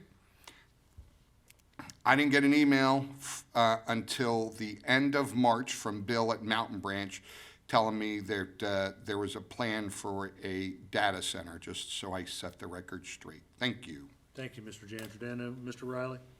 Yes, I was going to mention the CAB meeting. It's important that folks up north come out for that. We're not only having solar issues up there with, again, the state trying to take over our zoning, but also we got battery storage that they want to put up north. I was kind of concerned, some young man during this round that said location, location, location, but we could send it up north. We don't want it up north either. We don't want no data centers in Harford County, period, whether they're in A, B, C, D, E, or F. Thank you, Mr. President. Thank you, Mr. Riley. Ms. Sottles? Thank you, Council President. The Churchville-Crestwell Fountain Green Community Advisory Board meeting is this Thursday at 6:30. It will be held at the Churchville Rec Center on Level Road. Aberdeen has several events coming up, including the Tower Rocks 2-day music festival on June 6th and 7th, and the Freedom 5K Run and Walk on June 27th. There are lots of family fun activities in celebration of America's 250th anniversary. Please have a safe and happy Memorial Day. Thank you. Thank you, Ms. Stiles. Mr. Bennett? Hello, good evening. It's good to be with you all this evening. It's been a long night. I do want to congratulate Dr. Diane Mack, who just earlier this evening was appointed the superintendent for HCPS. And I also want to thank Dr. Geringer for putting herself out there and being a part of that process. It's hard to go through a public process like that, knowing the risk that you might not be the person chosen. Both are amazing educators in our community, and I thank them for their service. To Ms. Coleman's remarks, I was very thankful because I was very confused hearing the gentleman from Mountain Branch's comments tonight. My legislative aide, broken ankle and all, ran upstairs and was able to find the first email we received from the gentleman, which was on March 31st, in which he's sharing with us his previous communication with the county executive, which was an email on March 30th where he said, "Gentlemen, following up on our previous conversations about Mountain Branch Data Center." So I think it's very possible that the county executive has been meeting with Mountain Branch about a possible data center for many months, as would be evidenced by this email. I think it's very possible the county executive is meeting with many property owners in our community about the possibility of a data center. That has not happened for us as a council. I do think that begs the question that you're asking of, if these meetings have been happening for so many months, why did the county executive not take action in the absence of us knowing about anything? I also think it begs the question, would any action have come from the county executive if we as a council had not taken the first step? So we as a council were not privy to this information, but it's clear from the email communication, which is publicly available for anybody to ask for, that the county executive has been having these meetings for a sustained period of time. So that's all I have this evening. Thank you, Mr. Bennett. Ms. Robert? Thank you, Council President. I too would echo congratulations to Dr. Mack on her appointment as superintendent. Over the weekend, I attended 2 water events. We had the flotilla, and that is in honor of the Gunpowder River, looking more at water quality, the environment. We had a lot, about 40 to 50 people out on kayaks and boats because it was a beautiful day. And then we all spoke about the quality of the water and how we're trying to improve the Gunpowder and Bush River. Spring Nationals, I went there as well. Lots of fast boats. It was great to have in the backyard of our community. I saw it improve in attendance from last year to this year, and I think it's because it was free. And because we had music at the point there, so we had bands and we had vendors, and my understanding is next year it's going to even be bigger and better, so look out for it. It's always around the same time of year. I too attended Taste of Harford, ate a lot of food. It was very yummy. I will attend again next year. A couple of things. One is, if you are a boater, Amtrak has sent out a survey for the U.S. Coast Guard for us to reply to by July 11th. It has to do with the raising of the bridges. The percentage of raising that they're trying to do is not what we asked for. The footage is like from 3 to 5 and 5 to 6. It's ridiculous, and we're asking for higher footage so the boats can go through and that we can have more boat traffic, and not only just of residential boats, but like more commercial boats that need to get through. So that is one thing, and that is due by June 11th. If you haven't seen the survey, please reach out to our office. We do have that. And also today, as the fight has happened for Ridgely Reserve for so long, there was a lawsuit, and that lawsuit had a settlement today for $4.1 million. Nice. And we have been fighting for a very long time. And that money is going to go back to communities. And so they're looking at remediation projects to improve water quality and restore aquatic habitats in the Foster Branch and Gunpowder River. This will include competitive grants to nonprofits, community associations, and local governments for projects designed to improve water quality and restore aquatic habitats in the watershed. I like what Secretary McWane said. These violations were not minor, they were repeated, they were preventable, and they caused real harm to the Gunpowder River and the communities that depend on it, and that is why they went the way they did. And I have to say thank you to the Gunpowder River Keeper. and the Gunpowder Conservatory. We have all been working together. Tomorrow, we are working on Dave's Cove still with the Board of Public Works. We've sent our letters in. We've tightened that lease up.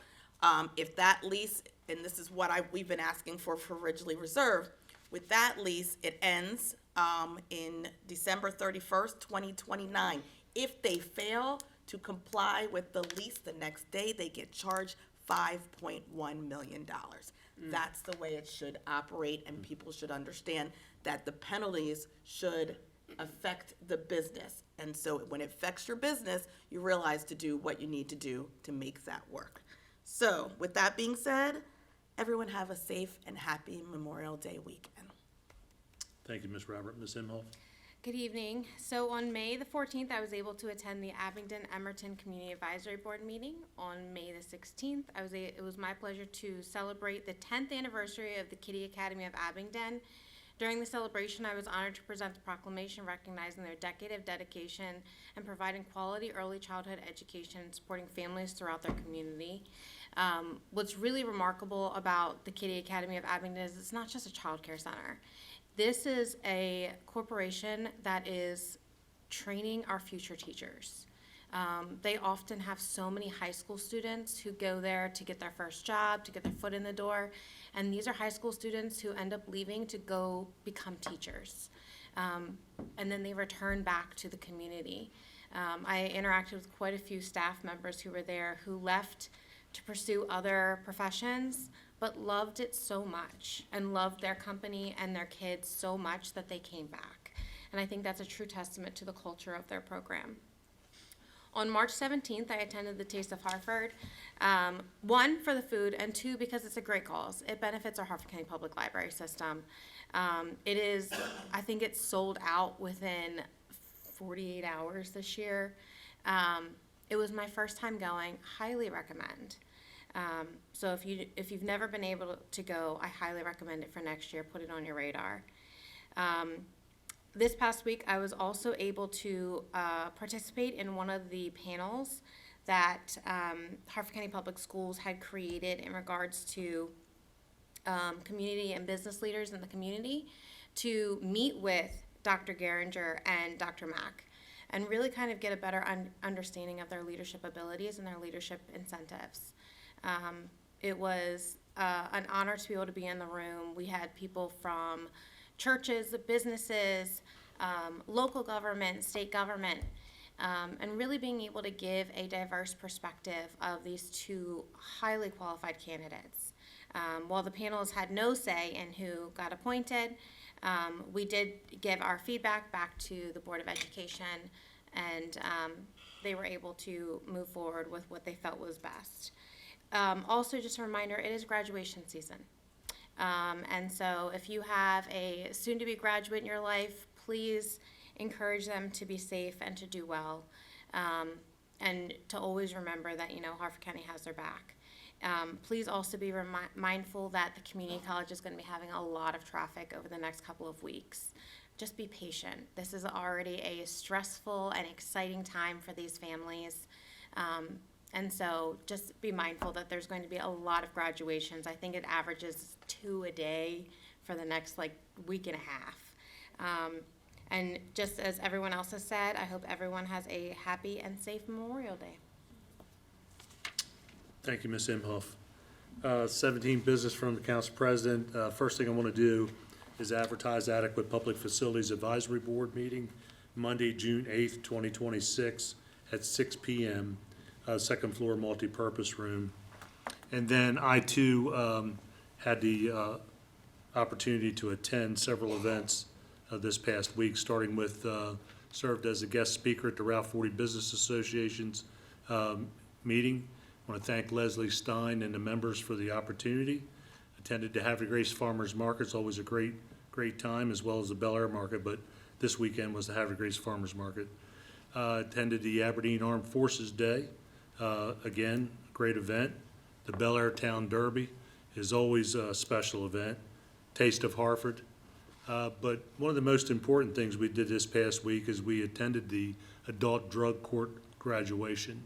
We had 10 graduates, and those 10 individuals have had a difficult time throughout their life, and they've managed to get on their feet, get themselves clean, maintain a job, and return back to be a positive influence in the society.